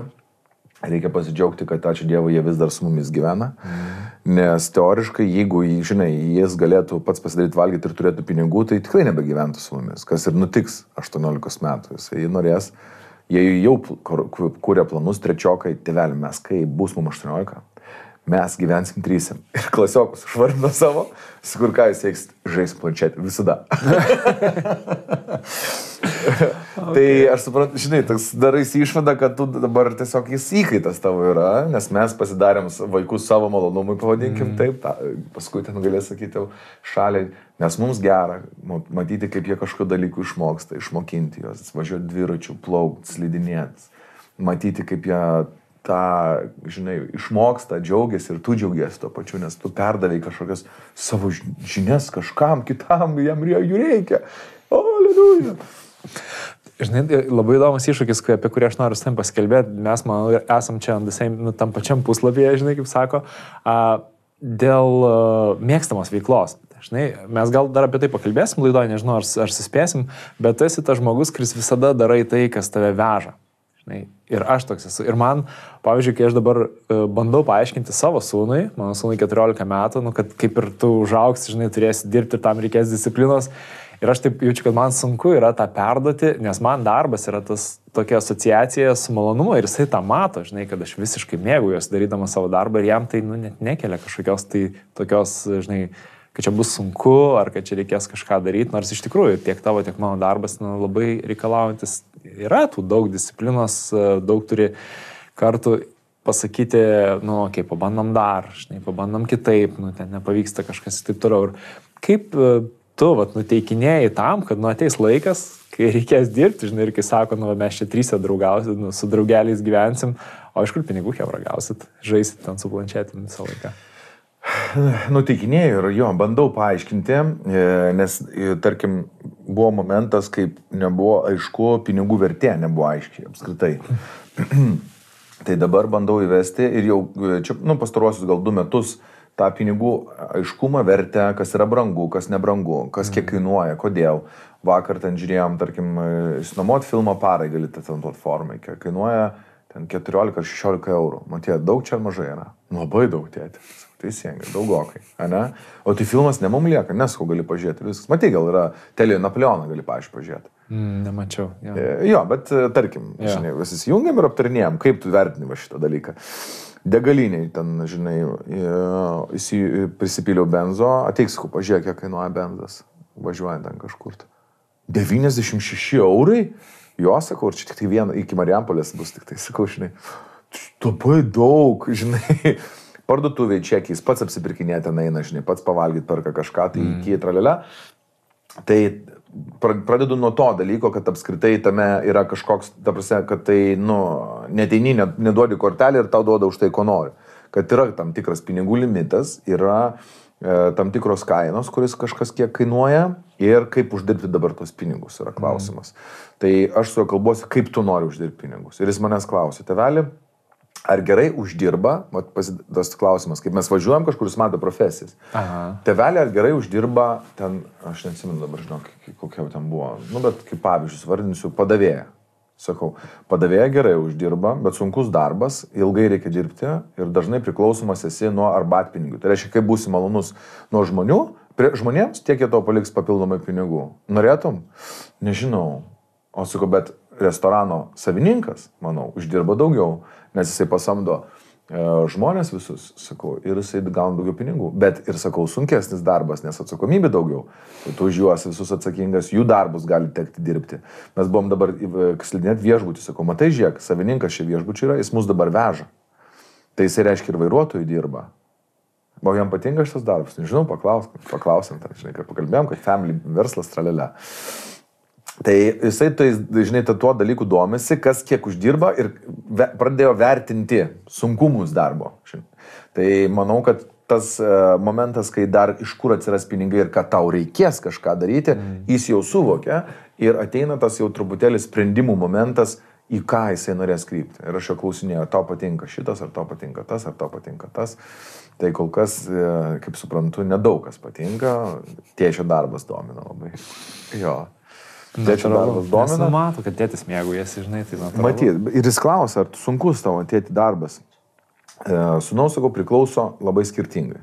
Ir mes kalbėjom, sakau, nes yra žmonių, kas dirba savaitės dienom, mes apie tai kalbėjom, važiuodami namo dabar, man atrodo, net kalbėjom, kad yra žmonės, kas dirba, tarkim, standartinės valandas, nuo 8 iki 5. Ir jie savaitgalį gali būti, mes ne savaitgalį kalbėjom, kodėl aš išeinu į darbą savaitgalis klausim. O tėti, tu būsi namuose, jo, tai to šiandien nereikia darbo, šiandien nereikia. O kodėl vakar buvo? Vakargi buvo šeštadienis, taigi savaitgalis. Ir aš tada pradėjau aiškinti, kad sakau, yra žmonių, kas eina savaitgaliais į darbą, pavyzdžiui, kaip aš, bet sakau, žiūrėk, pirmadienį aš jūs nuvežu į mokyklą ir aš tenis einu žaisti. O yra kas į pirmadienį į darbą važiuoja. Sakau, aš pirmadienį į darbą važiuoju tik nuo 12. Ir bandom pasiaiškinti, kad, žinai, tas modelis yra ne work hard, work smart būtų. Tai reiškia, kad dirbti, bet kokiu atveju reiks kažką. Nes kitu atveju, sakau, jeigu tu nedirbsi, ten pagazdinu momentais, žinai, pasakau, kuo gali tapti ir kur pasibaigia tas likimas. Bet kai, tarkim, jaučiu, kad peržengė ribą ir, sakykime, neklauso arba ten nenori kažko tai daryti, sakau, sūnau, žiūrėk, dėl manęs, kai būna zizimai įsijungia. Sūnau, dėl manęs, mums užteks pinigų jau iki gyvenimo galo, mano, būt namie kasdien ir žaist kompu. Jeigu niekur neišeinam, niekur nevažiuojam, niekur nekeliaujam. Būnam namie, iš šitą šaldytuvą perkam dešrelės visą laiką ir galim žaisti kiek nori. Tinka? Netinka. Aš sakau, tai kaip tu nori? Aš noriu, kad būtų viskas kaip yra. Tai reikia tada kiekvienas turi pareigas atlikinėti. Aš einu į darbą, tu į mokyklą. Sutarėm? Taip. Tai tai toksai, žinai, čia man atrodo Louis C.K. buvo pasakęs tokį, šitą stand-upą savo, kuris jo dukrose nenorėjo kažkaip eiti mokyklą ar mokytis. No problem, sako. Liekam namie. Man sako, kad jūs eitumėte į mokyklą, nereikia, man faina su jumis, galim žiūrėti teleką visą laiką, mano pinigų užteks iki gyvenimo galo mums čia išėdėti, šitą ant šitos sofos ir žiūrėti tos, sako, filmus. Bet ar jūs to norit, čia jūsų gyvenimo sėkmės istorija bus, kad jūs to pasiekėt, pabūdami visą laiką ten ant sofos. Ne. Tai go and do shit. O kaip tavo paties santykis su pinigais keitėsi per laiką? Labai įdomu, nes pas tave labai pats, kaip čia, pinigų kiekis pasikeitė, ar ne? Neskaičiuosim kaip, bet esmė, kad tu pradėjai gyvenimą, pradėjomės nuo istorijos su dešrainiu ir kaip ką aš girdžiu, žinai, iš viso ką pasakoju, vis tiek visą laiką ieškojai ne kur aš galiu uždirbti daugiau, bet ieškojai, kur aš galiu tiesiog kaifuoti, žinai, optimizuoti viską. Ja. Optimizuoti, okei, įdomu, papasakok, kaip tavo ten baigiai mokyklą, ne, ten pradėjai truputėlį uždirbinėti kažkiek pinigų. Ar tau tas buvo, geras, aš uždirbu pinigų, kaip čia daugiau užsidirbti? Kaip tu išjudėjai, kaip ten paskui tau dėliojasi viskas? Žinai, dėkinga vaikystė mano tokia, kad man nereikėjo iš, sakykime, mažo kažkokio miestelio atvažiuoti čia į didmiestį ir jau gyventi ant, pavadinkim, savęs, savo šiknos, taip, ar ne? Aš turėjau kur gyventi, tai gyvenau ilgą laiką su tėvais, paskui univerė, 12 klasė mane iškraustė, nes ten buvo toks momentas su mano tėvų, tai tam, kad pabaigčiau ramiai 12 klasę ir įstočiau kažkokį tai universitetą, aš jau gyvenau vienas, ten Fabioniškių vieno kambario bute, važiuodavau pas tėvus makaronų pasiimti ten ir panašiai, kolduniukų, klasika visa, bet to momento, kad aš norėčiau uždirbti milijonus, nebuvo niekada. O gaila.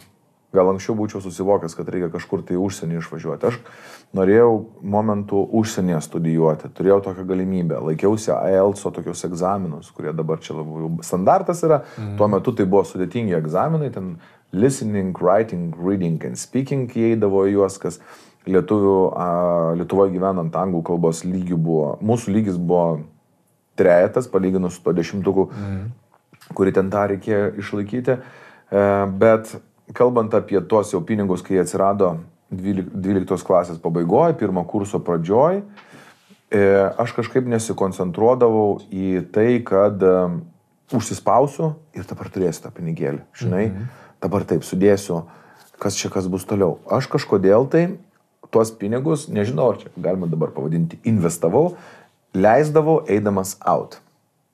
Man atrodė, kad prigazintas ten sėdėti Viršuliškių savo mikrorajone ir niekur iš jo neišlysti, nes gausi labai stipriai malkų kažkur tai ten pasirodęs.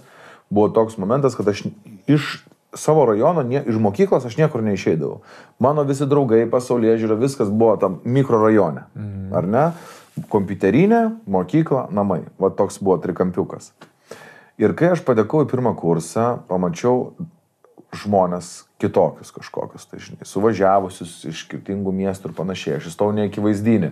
Daug buvo dar vyresnių žmonių, kurie turėdavo darbus įvairiausius. Pasileidi plaukus, nes gyveni vienas, tu jau nori baliuškų, nori susipažinti su kažkam tai panom. Prasidėjo ėjimas į vakarėlius, į klubus ir panašiai, ir mane tas dalykas labai įsuko. Susipažinimas su naujais žmonėm, bendravimas su daugybė žmonių, kuriais aš dabar bendrauju ir esu pažįstamas, aš susipažinau tiesiog randomly, visiškai netikėtai, klube, bare, kažkiam tai preparti, per vakarienę, eidamas į kažkokius tai uždarus vakarėlius, ten atvirus ir panašiai. Tai ugdė mano socialinius kažkokius tai įgūdžius, žinai, bendravime, žmogaus pajutime, kada tu esi reikalingas, kada tau reikalingas žmogus, kada kaip aš bildinau labiau gal ne kažkokį tai verslą, o santykius ir savo mokėjimą bendrauti ir analizuoti žmonės. Surinkti informaciją, ką kas daro, kas iš to faino yra, kas daro kažką kietai, fainai, nes kai aš baiginėjau mokyklą, įstojau teisę, nes aš nebuvo paaiškinta, kas yra tas platusis gyvenimas. Aš žinau, kad gali būti gaisrininku, policininku, daktaru arba teisininku. Tai reiškia, buvo man gyvenime aiškios 4 profesijos. Ir kai aš pradedu aiškintis, kad yra režisieriai, aktorius. Tu gali aktorium būti Lietuvoje, aš šitai Hollywoodas, žinai, aktoriui. Ne, senčius. susipažįsti su žmonėmis. Ir išsiplečia pasaulėžiūra. Ir čia, man atrodo, buvo ta mano pagrindinis dalykas, dėl kurio aš mėgavausi, nežinau, gal leisdamas ar švaistydamas tos pinigus, sužinodamas, kokios yra profesijos. Ir aš tada supratau, kad teoriškai tai tu gali kažkaip dabar dar keisti savo gyvenimą. Tai reiškia, jeigu aš įstojau teisę, aš neprivalau būti teisininkas. Ir aš bendraudamas su žmonėm, toks laisvas toks gyvenimas kažkoks, tai žinai, kaip studentiškas gyvenimas. Kur tu atsikėlei, ką šiandien dabar sveiksiu, žinai. Ir bandai prisikurti savo nuotykių. Klausydavausi radijos, bendraudavau, susipažinau vakarėliuose su kažkokiais didžiais. Aš žinau, kaip kietai būtų dirbti kažkokio tipo radijai. Plema, kur taigi radija yra? Leidi muzoną, galvodavau, kalbi su žmonėm, paskui istorijas kažkokias, tai motyvuoji, inspiration kažkoks, tai toksai, žinai, tu motyvuoji, pats motyvuojasi. Kalbint žmonės įdomu. Aš atsimenu mano gyvenimas, aš sakau, šiais metais bus 20 metų, kaip aš intervus darau. Aha. Nes nebuvo niekada nebuvo nutrūkę. Mano pirmos laidos, pas mane atėjo į svečius, atsimenu, Bavarija dar sena sudėtim atsiuntė, žinai, nes jie kaip būdavo eina per visas laidas ir mes būdavom paskutinė. Pakalbint reikėdavo, aš atsimenu, Liesius dar sako, tu čia kiek metų dirbi? Su man pirma diena. Neblogai.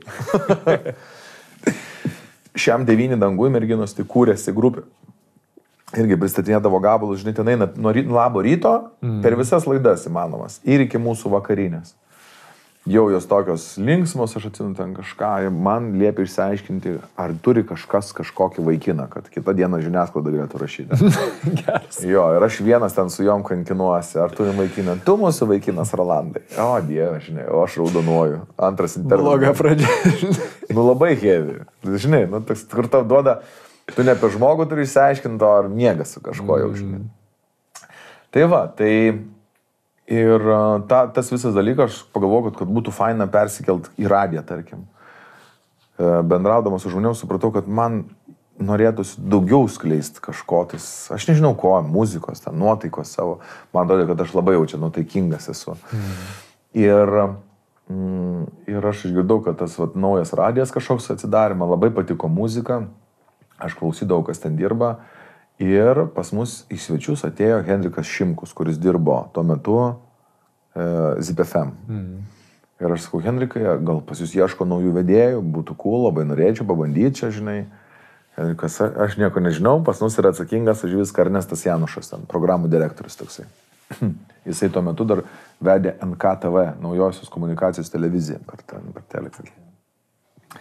Ir kažkaip tai aš parašiau e-mailą, man atrašė, ateik, sako, įsirašyti, ateinu, pakalbėjom kažką mes tai radijai, įsirašyti, į kur aš galvoju įsirašyti, į 330 Nokia įsirašysiu aš tau. Zin, galvoju, nereik. Tada kažkaip aš susipažinau su Jonu, jisai dalyvavo realybės šou Didelė pora, atėjo pas mus jie į svečius, tipo ten su porom, LNK, tipo, toks cross promo projektas. Mes susipažinom su Jonu, tada matydavomės diskotekose, Helios klubas toksai būdavo, kur dabar Helios ten kažkoks ten šitas kaip jisai ofisų centras yra, prie Rotušės, tai būdavo klubas apačioj. Legendinis toksai, ketvirtadienis, faini labai vakarėliai būdavo ir ketvirtadienį sėdom tenai pasilinksmint ir aš jį sutikdavau, o jisai ir Zipė įsidarbinęs buvo ir aš klausydavau, kaip jis dirba ir, žinai, toksai visą laiką ant bairio. Sakau, tu ten kažkaip silpnai, sakau, kada, sakau, tave išmes iš darbo, sakau, ir mane paims. Štai, va taip, užmesdavau. Mano visą gyvenimą, aš nežinau, mėgdavau, mano tikriausiai vampyriškas tas momentas yra, aš mėgstu šokiruoti žmonės. Man patinka ypatingai iš komforto zonos išvesti žmonės, pasakyti kažką nesąmonę, pamatyti žmonių reakcijas ir man viduje būna gera. Štai, tai gal būna kažkokia tai pavadinkim kamerinė aplinko arba tokioj labai jau ramioj, oficiniai patalpoj, kur ten jau visi labai jau kultūringi, aš dažnai lepteliu žinau kažkokią nesąmonę. Bet man atrodo, žinai tau, kadangi taip nuoširdžiai smalsu, ką žmogus, kaip sureaguos, kaip pasakys, ir tu esi šiaip labai, kaip čia sakyti, tu moki prieiti prie žmonių, bet ir ką tu pasakoji, ko tu mokys, aš taip jaučiu, žinai, bet net tuose pačiuose nepatogiuose klausimuose, žinai, kai stebi tave, tu supranti, užduodi nepatogų klausimą, bet tai, kaip tu užduodi, Nu, tai yra taip kažkaip, žinai, saldu, paskui į jį atsakyti ir netgi atsakyti nuoširdžiai, nu, nes tu kažkaip tą labai labai gerai ryšį su žmonėm. Nu, aš bet kokiu atveju manau, kad visi svečiai, kurie pas mane ateina, aš turiu po jais, žinai, po piedestą, aš nesikviečiu svečių tam, kad parodyt, koks aš esu už juos didesnis eruditas. Ne, aš ateinu su jais susipažinti, tuščia atvira širdim, paimu juos ant piedestalos, susipažinkime, papasakokit, prašau apie save. Kas jūs esate? Žinai, ir man pasaka, ir aš tada toksai. Bet žinau, kad čia mūsų klausia dar. Man pačiam keistas tas klausimas, bet gal jūs atsakysit. Jo, kodėl palmė? Ir viskas, žinai. Ir tas būna gal per juoką kažkokią prizmę. Tai vat, tai mes taip susipažinom su Jonu. Jisai tada kažkaip taip jam liepė tas Ernestas susirasti kolegą. Jonas paskambino man ir vat, toliau ten istoriją pasakau pradžioje. O tai, vat, kadangi aš nuo pinigų temos atsispyriau, ne, tai tuo metu, nu, ten, sakėjai, Zip FM daug neuždirbdavo, ne? Tada aš gaudavau Zip FM, žinok, 2500 litų. Okay, nu, tai čia buvo, žinai, prieš krizę, čia buvo 2007 metai. Ir tada mums 2 kartus mažino algą po 30%, nes buvo krizė. O, jo. Ir dar kažkas tai tenai paskui, kažką tatų gal mažinimas, aš nežinau. Ir tada viskas pavirto dar į eurus. Nu tai iš vis ten. Tai liko, sakau, 500 PM eurų, aš atsimenu paskutinį algą savo 5 PM, tiesiog ir tiek. O iš ko gyvenai tu tada? Ir aš kaip, mes tik tai įsidarbinom Zipe, pradėjom dirbti.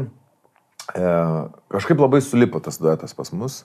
Ir žmonės, kurie išgirsdavo, būdavo populiaru, būdavo kiekvienam mieste klubai. Dabar čia, žinai, toks galerį, gal nežinau, Brusliakas, ten koks Lizdas yra, aš nežinau, ar Klaipėda koks nors toks rimtesnis, bet dabar visur barai. Barai ir tas didžėjus nėra taip svarbu. O anksčiau būdavo klubai ir klubuose būdavo svarbu, ten kas praveda, kas pagroja ir panašiai. Ir man to, jeigu nesumeluosiu, pasakęs, man tada mus pirmą kartą pakvietė į, pavadinkim taip, haltūrą tą, Marijampolės klubas Luna. Toksai buvo Žydrūnas, kuris buvo tenai vadovas, teisingai gal už programą atsakingas žmogus. Ir jisai sako, Hebra, jūs, tipo, cool labai varot, aš čia turiu kalėdinį renginį, ar išleistuvės, aš nesimenu, žinok. Pirmo paties, mes gal turim net ir nuotraukas, bet aš nesimenu tiksliai, žinai, nenoriu sumeluoti, tai arba čia buvo kalėdinis, ar čia buvo išleistuvės kažkokios, tai atvarykit, tipo, pravest. Nu, mes atvarom, pravedam kaip pravedam, nežinau, aš ten truputėlį buvau vedęs kažkokius renginius, jau ten duše dirbdamas, nes jau vesdavai kažkokius renginius, ten, žinai, po 300 eurų ten už renginį gaudavai, negaudai kažkur ten ir panašiai. Ir mus pakvietė, gavom ten, gal nežinau, nu, po kelišimtus litų tuo metu. Ir prasidėjo, kad mes pajutom, kad blembačiai, fainai, čia visai ta pramoga tokia, dirbi radijai, 5, 6 gal renginį kokį reikia išvažiuoti. O Jonas būdavo didžėjus jau nuo mokyklos, jisai grodavo. Sako, aš tave išmokinsiu groti. Tai mane pamokino labai dar jo kolega, Lauris Ly, aš važiuodavau kelis kartus į Kauną, kad, nu, jau pamokintų. Jonas jau pamokino gal ten muzikos, selekcijos, ten, kaip ten, kokius gabalus parinkinėti, kada ten ką pagroti labiau. Jis tą labai puikiai išmano. O aš toks būdavau šalia, kažką, žinai, kaip atimdavau kažką. Įjungiau tokį, žinai, nu, užpildai, ką ten veiksi, tam ar stovės, jis ten groja, aš šneku tada. Visą laiką jis mane mėgdavo praminti, paik, viskas, užtenka, aš tą, kamo, visi šoka, kur jūs rankus aukščiau. Man norėdavosi, kad jie visi kaip aerobikos, žinai, paskaitėlės būtų. Ir tai to nebuvo niekur, žinai, nebuvo tokio koncepto, kažkaip mus pradėjo kviest į klubus, barus, tai va ir prasidėjo tos haltūros, tai biškai truputėlį pavedam, kažkaip truputėlį pagrojam, tada aš kažkaip galvoju, gal aš vienas jau galiu pagroti ir, žinai, toksai bandau parašyti į vieną klubą, į kitą klubą, niekas nenori priimti, o jeigu nori pinigų nenori mokėti, tai aš ten nuvažiuodavau nemokamai groti už ten kokteilius į Šiaulius, žinai, pageri kokteilių, pagroji for free, už tai, kad duos kokteilių, bet duos pagrot, pagroji 6-8 valandas, pamėgi mašiną ir važiuoji namo. Bagažiniai pramegojęs esu daug. Jo, tai va tokie va kažkaip gyvenimo tie metai sėkmingi. Kaip man visi laikai jokinga, kaip būna, visi sako, sekasi. Nu, nėra tokio dalyko kaip sėkmė. Sėkmės Yra gyvenime ten 3%, aš nežinau, yra. Tam tikrų metų turi atsidurti tam tikroje vietoje, bet jeigu tu guli ant sofos, tai niekur tu neatsidursi. Žinai, neateis fėja ir nesakys, Dieve, kaip jūs nuostabiai žiūrite televizorių ant sofos gulėdamas. Keliaukim su mumis, mes padarysime jūs tarptautinę žvaigždę. Jo, šiaip neįtikėtina, žinai, tikrai iš šalies, taip žiūrint, ten girdi radistus, žinai, ar matai ten jo, kaip jūs, žinai, grojat ir atrodo, jis vartosi piniguose, žinai. Kada atėjo tas lūžis, kai jauti, bet jau pinigai gal apskritai net nebėra tema, nes, kaip ir tu vis tiek turi, žinai, kažkiek turėti, kad išgyventi. Suprantat, pinigai tema iš jų visada yra ir jų visada trūksta.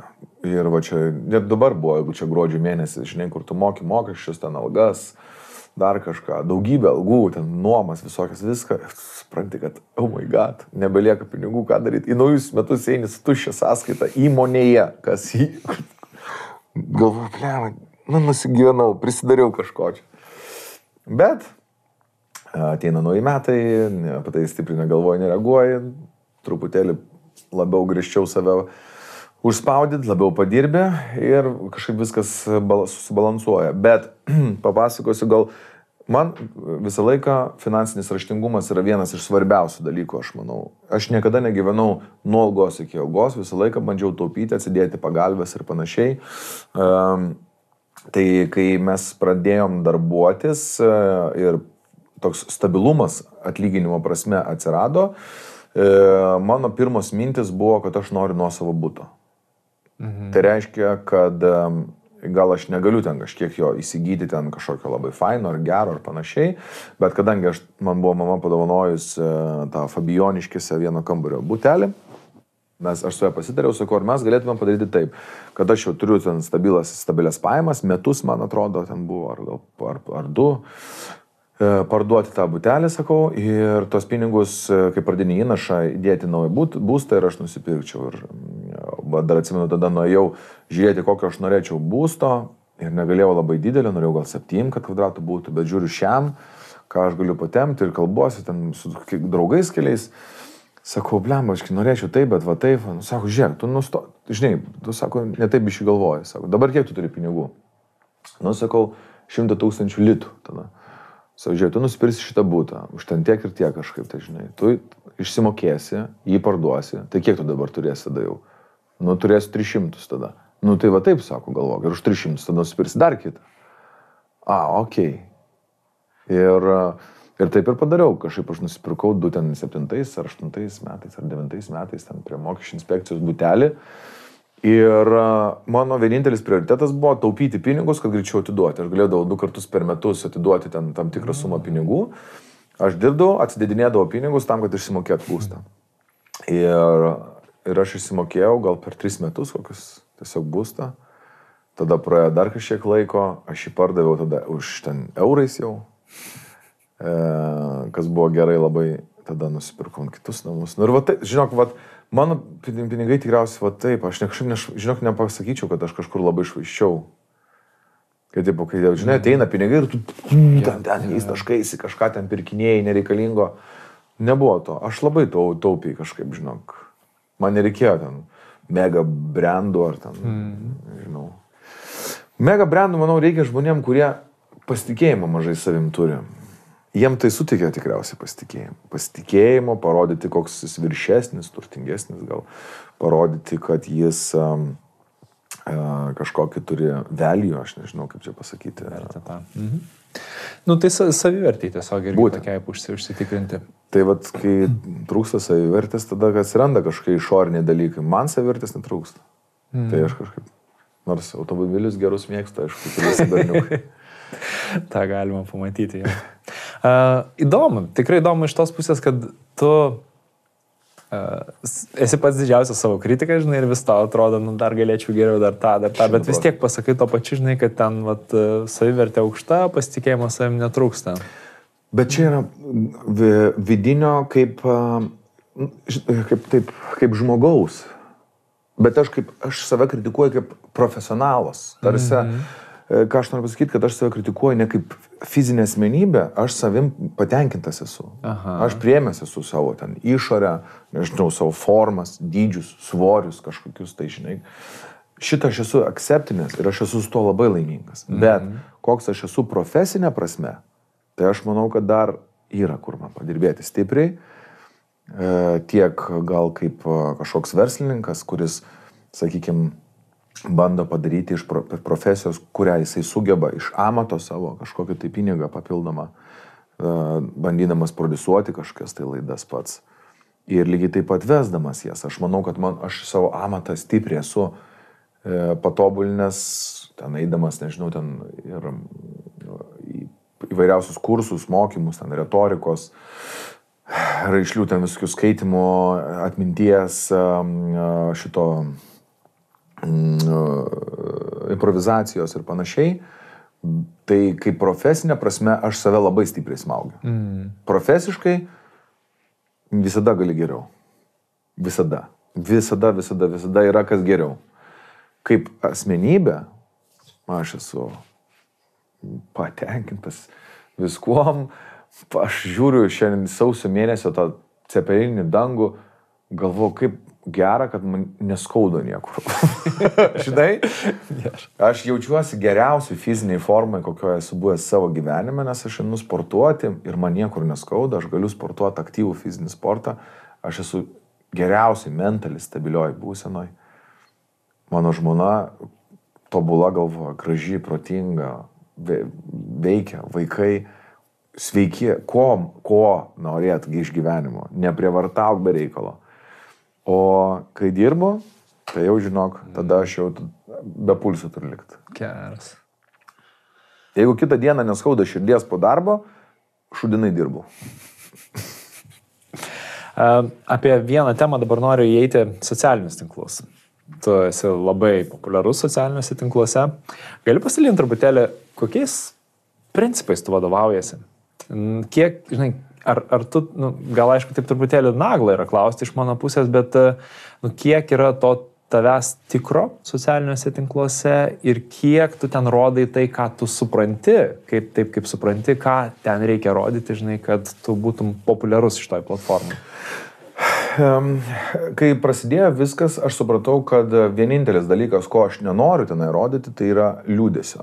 Man Dievas davė kažkokią tai galimybę dalintis pozityvų, teigiamom emocijom, užkrėsti žmonės pozityvų, gerumų, kažkokių tai teigiamų pavyzdžių. Tai mažiausia, ką aš noriu, tai yra verkšlenti, zizilioti, prašalioti, žinai. Aš norėčiau skleisti žinią, kad vyras turi būti mentaliai stiprus, mylėti savo šeimą, mylėti savo vaikus ir būti hard workeris. Per sunkų darbą mes galim kažko pasiekti. Ne per apgaudinėjimus, ten melavimus, trumpinimus ar kažkokius tai bandymus sukčiauti ir, žinai, o tiesiog normaliai sunkiai dirbti. Tai čia mano to Instagramo toksai tikriausiai, jeigu reikėtų planelį ištraukti ir pagalvoti, kas tai būtų. Ar man reikalingi socialiniai tinklai apskritai, kai žmonės būna, kurie nori transliuoti ten savo gyvenimą? Gal ne.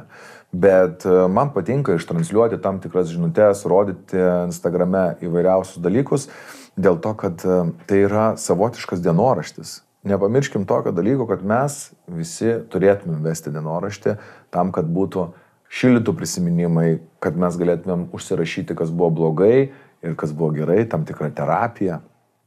Ir darydamas Instagramo paskyrą savo, vykdydamas ją, aš kažkodėl tai matau kaip dienoraštį savo kasdieninį, į kurį įsiterpia darbai. Nes vėliau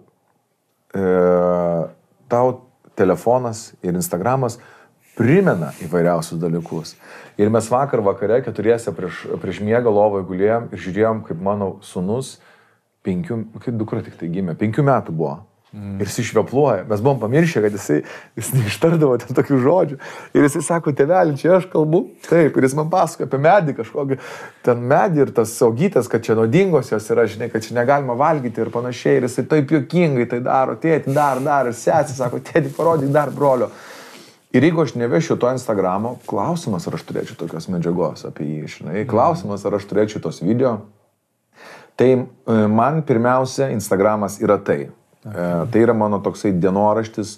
Jeigu mes kažkur keliaujam, mes nusifotkinam su šeima, su žmona, įsiamžinam. Jeigu aš kažką tai darau, kas man ten, nežinau, darbė svarbu ar dar kažką, aš būtinai įsiamžinsiu. Jeigu tas yra svarbesnis renginys, kažkoks tai, kuris, arba ten, kurį aš galiu rodyti, aš tą būtinai nufilmuosiu ir padarysiu.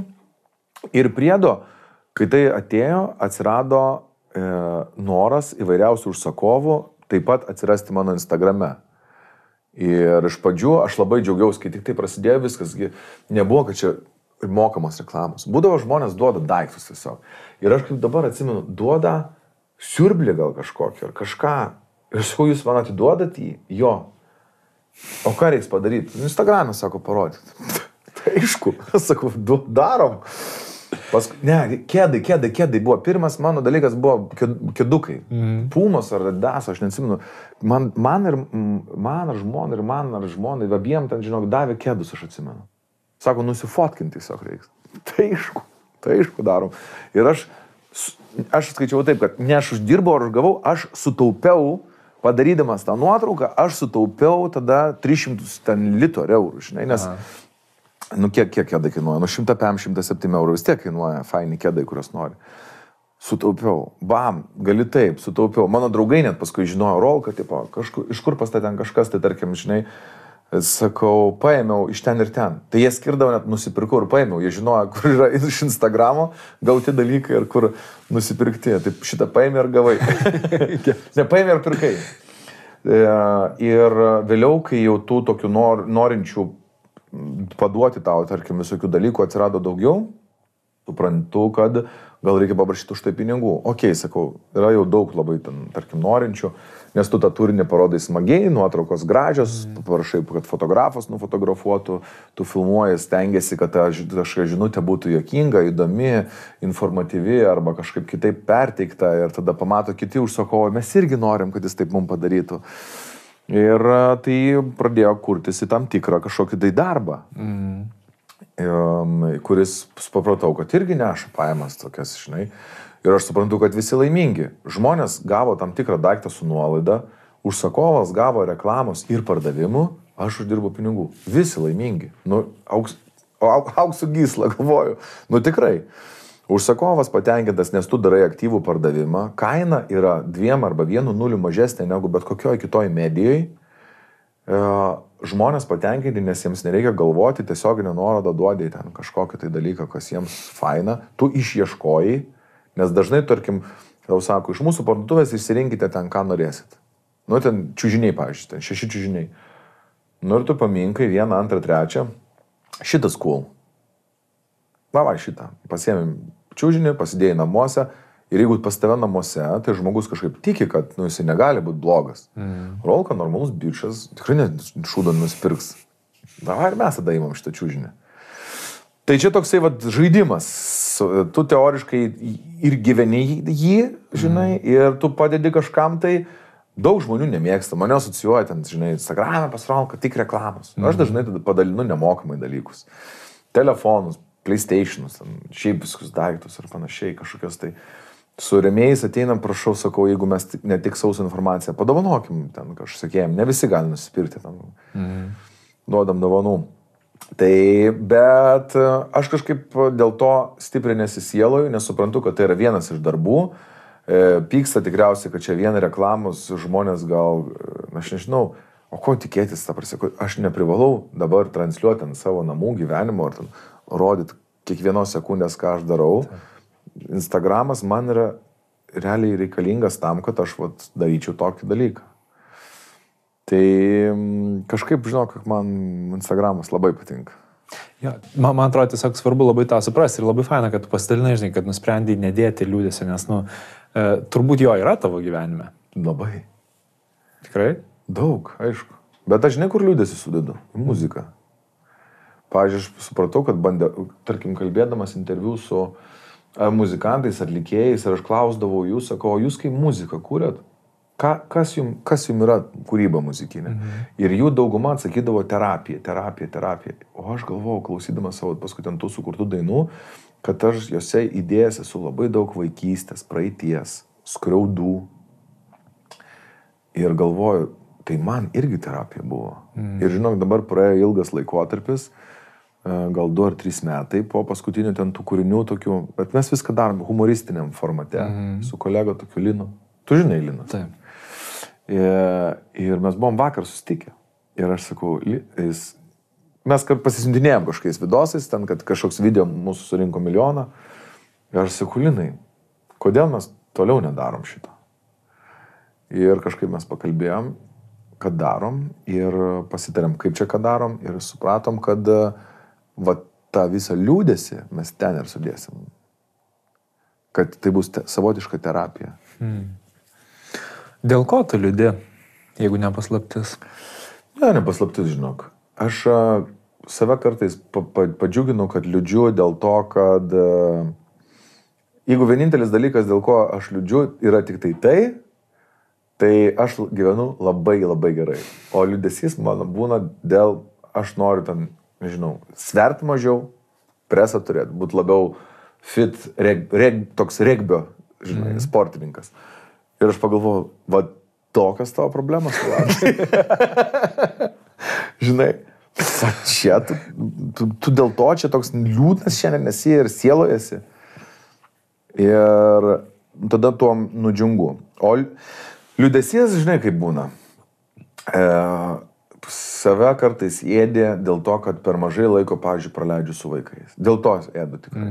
Nes aš būnu nusiteikęs, grįžtu, čia dabar vat su jais būsim. Ir aš grįžtu, sakau, vaikai, gal tą, ir išgirstu, pazizė, tėvelį, mes pavargom, neinam, nevažiuojam, nedarom, mes norim pagulėti, arba ten tą, okei, pagulėkite. Tada, žinai, visi pagulėm, tada, tarkim, aš teliką paskui pažiūriu, jie kažką pažaidžia, ir tada jie susirenka žaisti, ir aš tada toksai žiūriu, kad aš jau miegot noriu, žinai. Tai va dėl to aš savęs labai liūdžiu ir nemėgstu, ir tai galvoju, blemba, taigi reikėjo, Rolai, kam, tu tik išgert kavos, bet paskui, žinai, kur, va save grauži dėl tokių dalykų. Tai va yra, manau, kad visi susiję tikriausiai su laiku, kurį aš norėčiau paskirti daugiau savo vaikams. O daugiau liūdėti, dėl ko aš neturiu. Ir neplanuoju to daryti, nes, man gyvenime liūdesio pakanka ir streso. Darbe, kai aš, žinai, stresuoju prieš kiekvieną renginį, vis dar stresuoju, mes klausia, ar tu stresuoji? Man suka pilva, žinai. Taip, aš taip labai gerai suprantu, žinai, atrodo, kad ir tam pačiam pinė, žinai, 40 dabar intervalų. Ir vis tiek, aš taip stresuoju, aš visą valandą vaikščiu, nes man reikėjo tą visą energiją išvaikščioti. Aš tave puikiai suprantu. Ir man irgi, žinok, aš prieš intervus važiuoju, aš darau, pavyzdžiui, po 3 per dieną. Ir ateina skirtingi svečiai ir aš žinau, kad, tarkim, bus kažkokie stiprus, po kuriais aš nežinau, kaip pragult, pavadinkim taip. Ir aš galvoju, kaip, lemba, čia reikės viską daryti. Ir tu tokiam esi strese. Bet aš dėl to neliūdžiu. Turiu omeny, kad tai yra tam tikras, aš vadinu, žinai, labai gerai čia kažkas dabar praeitais metais išmokino, tai yra iššūkiai. Tai yra tavo iššūkis, su kuriuo tu turi susidoroti. Gyvenimas, visą dieną susidara daug problemos. Čia ne problemos, čia yra iššūkiai. Problemos yra, kai jau tu prašai, žinai, papildomos pagalbos iš, nežinau, ten gydytojų, teisininkų arba dar kažkas, ir ten kokios. Problemos čia išlaidos tai. Jo. Tai kol visi sveiki, tai čia, žinai, aš sakyčiau, problemų kažkokių tai nėra ir liūdesių negali būti, reikia spėti džiaugtis, nes ten vakar, rytoj neaišku kaip, o šiandien mes sveiki, laimingi, galva yra ant pečių. Tai reiškia, tu darbo ir duonos susigalvosi. Jeigu esi netinginys, duonos gali. Tai būk tiesiog enjoying ir džiaugis. Ir tas, žinai, kai kažkas ten gal kažko liūdi, sakykime, žinai, man norisi padėti. Nes tai yra skaudus momentas. Nes tu supranti, kad neverta švaistyti tam laiko. Bet aš suprantu, kai tai būna psichologinis, mentaliai, jau tu, kai nevaldai to liūdesio. Bet irgi momentą tada reikia tiesiog bandyti kažkaip tai spręsti. Aš manau, kad labai susiję yra su fiziniu aktyvumu, tas visas momentas, kaip tu sakai, stresą, ar tu nori išvaikščioti. Ta liūdės irgi reikia išvaikščioti. Aš turiu tokį fainą draugą, Mangirdą. Mes tik vasarom gaila pasimatom, bet ir jisai kartais susitinku, kaip tu, Mangirdai? Gerai. Va, išvaikščiau liūdėsėlį, ką tik sako. Labai labai graži jo frazė tokia ir išvaikščiot liūdėsi, sakykime taip, žinai. Tai tas vaikščiojimas, jisai turi savotišką momentą, nes dažnai mes dabar gal bandom pabėgti, pasislėpti arba ilsinti savo smegenis nuo savo paties minčių, tarkim, ten skaitydami, scrollindami ten arba ten kažką darydami. Nu, čia daug kartų kalbėti apie tai, ne? Yra, o va tas išėjimas į gamtą, sakykime, ne telefono pagalba, ne šunį pavedžioti, o tiesiog truputėlį nuobodžiavimas, pavadinkim taip, ėjime, jis tau daug atsakymų gali suteikti. Nes kaip ir pas psichologais, tu nieko nepasako, kad kokius vaistus gerta, ten ką daryti. Tu pats, jis tavęs klausia ir tu pats tos klausimus, jeigu savo nesugebi užduoti, nes atsakymus tu visus turi. Taip. Jo, tiesiog tau reikia tos klausimus mokėti užduoti. Dar noriu truputėlį pakalbėti, tik nesuprask neteisingai, nors aišku, Ieva, kai buvo čia laidoje, labai daug dalinosi apie jos tą tokį ilgą ganėtinai periodą kovą su nerimu. Ir aš apie tai čia nepasakosiu, tu apie tai labai gerai žinai, o tie, kas nematė, tai pasižiūrėkit Pin su Ieva, kur jinai labai plačiai apie tai papasakoja. Bet aš noriu tavęs paklausti, kaip tu matei ir išgyvenai visą šitą periodą. Nes čia, žinai, gali būti tokie skirtingi kampai ir man visi jie yra įdomus. Žinai, viena vertus tu gali sukristi į tą emociją, tą Ievos, ir tu kartu, žinai, pergyventi ir tas, nežinau, net nebūtinai gali jai padėti iš to išlipti. Arba, nu, žinai, toks kitas kraštutinumas yra visiškai atsitapatinimas, kur tu, nu, čia kažkokios jos problemos, jinai ten tvarkosi, kai susitvarkys, žinai, tai pasikalbėsim apie tai. Kaip tu išgyvenai tą periodą? Čia buvo ir to, ką tu vardinė. Dėl to, kad dabar, sakykim taip, jeigu tu stovi, kad ir su parašiutu ten iš lėktuvo šokti, ar ne? Ir tu sakai man baisu, Rolandai. Nebijok, seni. Ar to padės? Nu, nepadės. Jeigu Ieva man sako, aš blogai jaučiuosi arba nerimas, nusiramink. Padės? Geriausias patarimas. Jo, nusiramink, ko tu čia viskas gerai. Nepadės. Tai manau, kad aš nebuvau specialistas ir nesikišau į šitą dalyką. Aš labai džiaugiuosi, kad jinai tą viduj suprato, suvokė ir išsianalizavusi tvarkėsi, kreipėsi ten pas specialistus, ėjo su kažko pakalbėti, pasikonsultuoti ir panašiai. Mano kaip užduotis, aš mačiau šeimoje, žinai, tu nesupranti to iš karto, tu truputėlį matai tai kaip lengvą konfliktą, bet supranti, kad tu tai nieko blogo nepadarėjai, vaikai nieko blogo nepadarė, jinai nieko blogo nepadarė. Tai problemos kažkaip nėra, bet jaučiasi įtampa. Dėl ko jinai yra? Ir dažnai mus įtampa įtraukt gali būti dėl, tarkim, buitinių dalykų. O čia buvo visi tiegi covidai, čia viskas buvo tas, kai mes visą laiką kažkaip kartu ir aš atsimenu netgi, kas ten buvo, ar Velykos, ar kūčios, kad mes jau turėjom sėsti prie kūčių stalo, ar ten kalėdinę. Tik tai keturiesi, nes covidas, mes negalėjom niekur išvažiuoti, niekas negalėjo pas mus važiuoti. Ir Ievai prasidėjo nerimo priepuolis. Sako, aš negaliu, sako, aš einu į lovą atsigulti, man reikia ramiai pabūti dabar. Ir aš supratau, kad jos tie žodžiai, žinai, aš būčiau mažyti, kas yra, grįž pas tavo, sėdam pavalgyti kaip normalų žmonės, nu kas tu čia yra.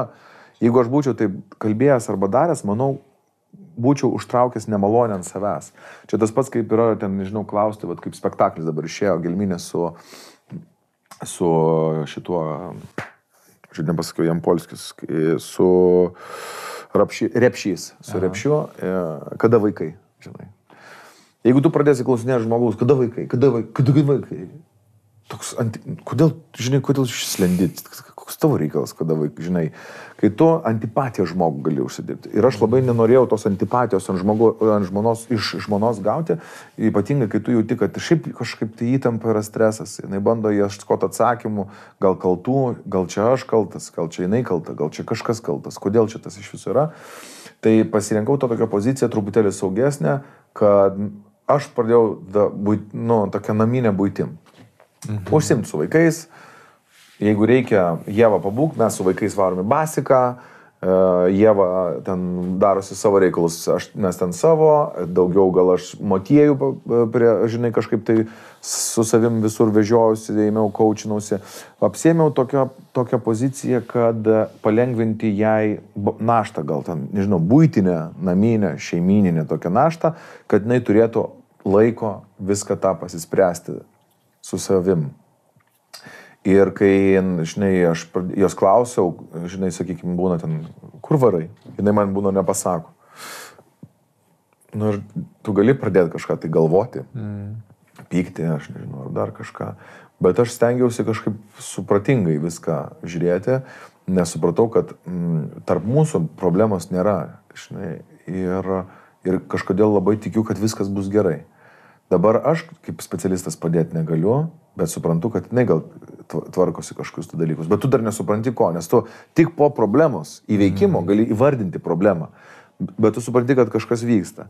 Tačiau kantrybė, tokia, žinai, ramybė, nekaltinimas, nieko, truputėlį menapinimas, toksai vadinkim, žinai, kai tu turi truputėlį susikoncentruoti ir paimti vadelės šeiminės visus tos reikalus į savo rankas ir padėjo išbristi iš visko, aš manau. Ir tada Ieva pradėjo kalbėti apie tai, paaiškino man, kas yra, jai, žinai, aš sakau, tai ką tu darai su tuo dalyku, jinai man paaiškino, ką jinai daro, tada jinai pradėjo daugiau apie tai domėtis, gilintis, knygas įvairiausias skaityti, kas ten, žinai, tada jinai atsisakė alkoholio visiškai, kas jai irgi dar labiau, žinai, išvalė mintis ir viską. Ir kažkaip, vat, žinok ką, ponė žydė, gražuolė mano žydė. Žinai, tai vat, bet tai yra tokie, žinai, sudėtingi momentai mano gyvenime, kur tu turi palaikyti žmogų. Čia yra pirmiausias dalykas, netrukdyti ir palaikyti. Jo, bet tas, žinai, palaikymo momentą gal man šiek tiek lengviau suprasti, man sunku, atrodo, nesukristi kartu į tą emociją. Vat kaip, nežinau, ar tai tiesiog bendrai tokia tavo charakterio savybė, ar tau prireikia kažkokių pastangų ir kažkokių suvokimų toks, vat, kad bendrai Ievos yra emocijos. Jo, čia, supranti, aš kažkaip nenorėjau, aš bijau. Vyrai yra toks dalykas, manau, kad jie šiaip jaudra, kad tai bereikalo jaudra, žinai, nesiveli, man atrodo. Ir aš toks ir buvau žmogus, kuris vengia konfliktų. Man konfliktas yra stresinė labai situacija. Nes aš namuose, mano tėvai, žinai, išsiskyrė ir aš namuose tas streso daug matydavau. Ir jeigu man stresas, matau, kad konfliktinė situacija, man toks blokas trupučiuko yra. Ir aš dėl to labai bijojau, kad mes neįtumėm jokios pykčius ir stresinės situacijas, kad neužsiblokuotų iš vis čia niekas. Dėl to aš nelindau į ją, žinai, jeigu jinai gulėdavo ten lovą, aš neatsiguldavau šalia. O kas tau yra? Žinai, kaip žmogus gali paaiškinti, kas jam yra, jeigu jis pats nežino? Nežinau, blogai jaučiuosi. O tai aš kaltas čia? Žinai, čia. Ne tu. O kas? Žinai, ir tu gilinė, nu kaip, čia tik pakenkt gali. Bet suvaidinai situaciją, taip lyginai ir buvo biškiai atsitikusi, ar nebuvo to visiškai? To aš net nebuvo. Ne. Gal tai buvo vieną kartą pabandėjai. Žinau tiksliai, ko nedaryti, manau. Žinai? Gerai. Aš tai žinau, kad reikia išlaukti ir aš tada klausiu, nu kaip dabar jauties. Nes buvo čia ir Italijoje, mes buvom dviese, man tada išvažiavę, aš turėjau renginį, mes nuvarėm vakarienės į vieną restoraną, atsisėdom, aš sakiau, vyno kažkaip, žinai, mes čia deram, kiek patekalų čia kažkokią degustacinę mes galim pabandyti. Ir aš žiūriu, jos veidas tik tai keičiasi. Žinai, kur būna, nes tas nerimas net fizinis jis toksai. Ir sako, aš einu lauką. Ir jinai išeina į lauką, aš toks, žinai, vienas. Ir aš toks vieną kartą nuėjau, sakau, kaip jautiesi? Gerai, eik, sako, tenai, tai pavalgyk. Nu, okei. Baigėsi vakarienė, sakau, kaip jautiesi? Varom namo. Nuvarom namo. Ir tu nepušini, žinai. Ar ten nekaltini. Tai kaip aš čia vienas prie stalo sėdėjau dabar, žinai, pradėsi kaip debilas, žinai, toks nesąmonės daryti.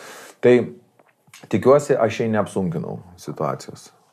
Nu, žinok, tikrai ne. Kiek jinai dalinosi, aš net nebėjau, kad tau daug daugiau, bet laidoje jinai pasakoja, kad labai labai palaikė ir padėjo visame. Nu, ačiū Dievui. Taip, mes pagrindinę laidos dalį iš tikrųjų baigiam. Turim dar kokį 20 minučių. Ir aš noriu dar pakalbėti ir šiek tiek apie kritiką, apie sąmoningumą, tavo kelionę galbūt tą linkme. Šiek tiek apie Careline pasižymėjau, kad noriu vis tiek paklausti, kaip čia iš visų galvojat visą tą daryti. Ir dar turim tokių Contribui Special klausimų, kurių jų yra 10. Contribui Special rubrikoje tavęs lauks ne tik 10 aktualiausių klausimų PIN bendruomeniai, bet ir atsakymų į klausimus, kurių nespėjome aptarti čia. Ši rubrika prieinama mūsų rėmėjams Contribui platformoje. Kviečiu pasižiūrėti trumpą jos ištrauką. Buvo parašyta, kas priėmė tą storą pasikėlusi bičą į šitą teliką, kaip jis čia telpa. Tam vidury aš kaip ir jaučiuosi viską padaręs. Teisingai, tai reiškia, turiu kur gyventi, turiu šeimą, turiu vaikus ir turiu darbą. Tai dabar likusius 35 metus bus visiškai taip pat. Ir va tas mane kažkaip... Įvyko kažkas, žinai, kai tu supratai, kažkoks esminis supratimas. Buvo tikriausiai momentas, motyvuokis, būk atletas, būk kietas, būk geriausias, žinai, dėl ko, žinai, ką žmonės pagalvos. Niekas nieko negalvoja. Nieks apie ir tave, nieks nieko negalvoja. Apie save žmonės galvoja, noriu daugiau airsofto. Ir slidinėt, sportuot, važiuoti dviračiu, va šitą aš noriu daryti. Patirčių tų, žinai, tokio gyvenimo. Tokiu būt, žinai, dabar. Sau kažkada pasakęs ir vis dar laikau tyloj tą mega savo mintį. Kada jį išsikėlei, beje? Labai seniai, prieš 10 metų gal jau. Okay. Ir aš padarysiu. Prisijung prie PIN vidinio rato adresu contribui.com /PIN ir klausykis šio pokalbio tęsinio. Contribui rėmėjams taip pat išankstinės laidos peržiūros, nemokamos audio knygos, audioteka šortai, seminarai PIN temomis, svečių knygų rekomendacijos ir kitos gerybės. Viską rasi adresu contribui.com /PIN. Prieš atsisveikinamas iki kito karto noriu dar priminti, kad tavo palaikymas mums reiškia daugiau nei tu gali įsivaizduoti, o jį išreikšti gali paprastu būdu. Žinoma, jeigu jauti, kad nori tai padaryti. Kviečiu paspausti laiką ant šio pokalbio ar užsiprenumeruoti kanalą, paspausti subscribe arba follow mygtuką, jeigu klausaisi mūsų per Spotify. Susitiksime po 2 savaičių. Ačiū, kad šiandien buvai kartu su mumis.